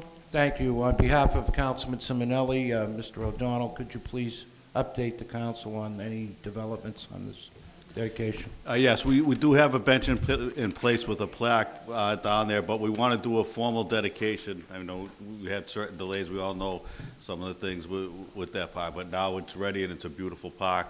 But we want to do it when the weather's more conducive to inviting family, friends, current members of the council and past members of the legislative branch, so we can really, do it up in a better fashion, and particularly now with the holiday season. I mean, I know everyone here basically has a 24/7 schedule.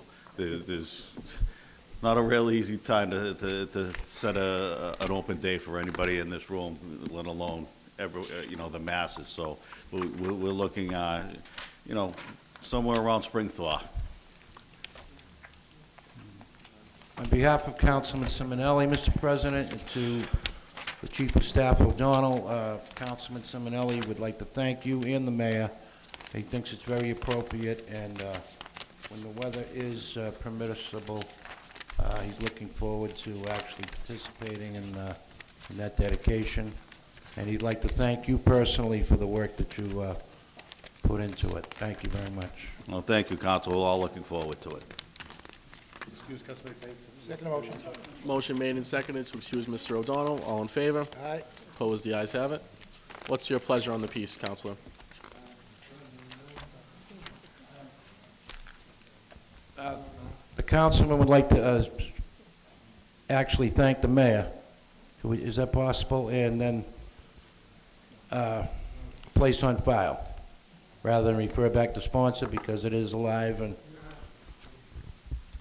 The motion was made to refer the piece with the letter of thanks to the mayor's office? Yes. Does that satisfy you? That's fine. Okay, is Thank there a you. second? All in favor? Aye. Opposed? The ayes have it. Item 22.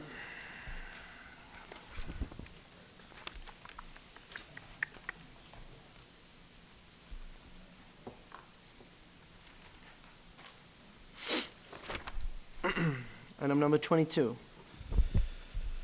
Is an order offered by Councilor Anthony DePiero as president to accept a list of historical items either donated by, collected by, or was in the possession of then city clerk Michael Matarazzo and the city clerk's office. There's Mr. Chairman, that's the list. 42 pages of artifacts. Counselor Hanlon? I'm looking at the way that this is read, and it looks like we're accepting the list. Are we also accepting the historical items? Yeah, well, yes. It I was, mean, I- yes. Yes, we're accepting You're the items excited on that- the list. Right, so you say that, you know. Yes. It- Counselor Capone? Thank you, Mr. President. I'd also like to make sure that we're certain that these historical items that are being collected remain in the possession and control of our city clerk. And that is written in the order. The Beautiful. official order says that I am in control of them, and only Excellent. I and the Historical Commission have any authority to display them. So that I utilize the help of the Historical Excellent. I Commission just to wanted to say, make sure that we had a yes, procedure in they will place. always be under lock and key, and I will be the only person or any city clerk in the future. Favorable action on the piece. Counselor McLaughlin? Two questions. One is, where did the items come from? Just over So, time? yep, it's a great question. There are a few things. The reason, if you see how it was written, it was either donated by, collected by, or was in the possession of. Many of these items have probably been in the city for decades or maybe a century. They were never documented correctly. So what I did over the summer with the Historical Commission, now that we have a full Historical Commission, and I had some summer help, they went through all the items, one by one, documented them all. That's how we got 42 pages of documentation here. And now they will be, over the next couple of months, the Historical Commission will come down to the archives.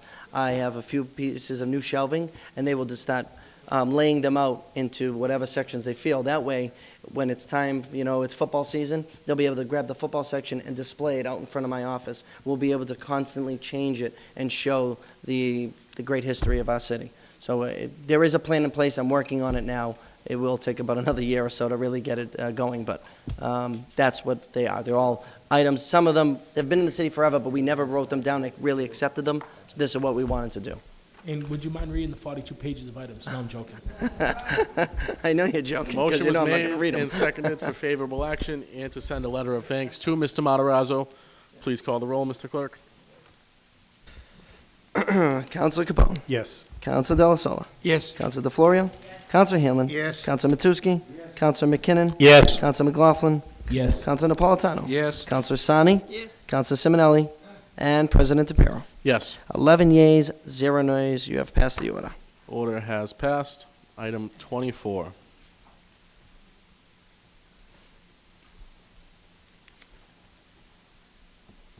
Item number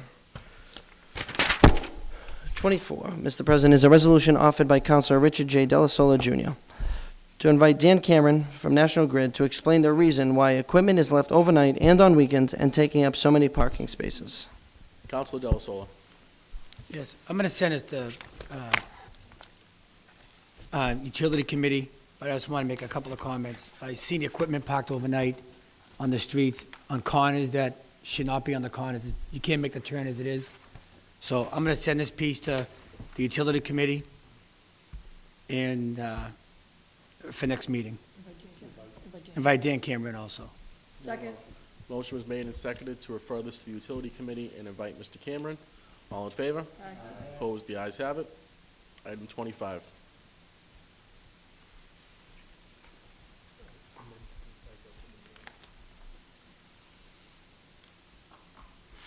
Item number 25, Mr. President, is a resolution offered by Councilor Richard Delasola to invite Dan Cameron to give information on the upcoming work for the winter season. Councilor Delasola. I'm going to do the same with this piece. Send it to the Utility Committee. I think we should all know, and the residents should know what's going to happen this winter. We see what's going on Broadway right now, going down the middle of Broadway. And you know we're going to have a problem with the trenches during the winter and the snow and the ice. So I'm going to send this to Utility Committee also and invite Dan Cameron. And I'm going to amend this and add Councilor McLaughlin on this piece also. Second. Motion was made and seconded to amend the piece by adding Councilor McLaughlin as a sponsor and to refer it to the Public Utilities Committee with an invitation to Mr. Cameron. All in favor? Aye. Opposed? The ayes have it. Item 26. The last item, number 26, is a resolution offered by Councilor Richard Delasola to invite a representative from Lime Bike Company to explain why all these new bikes are all over the streets. Councilor Delasola.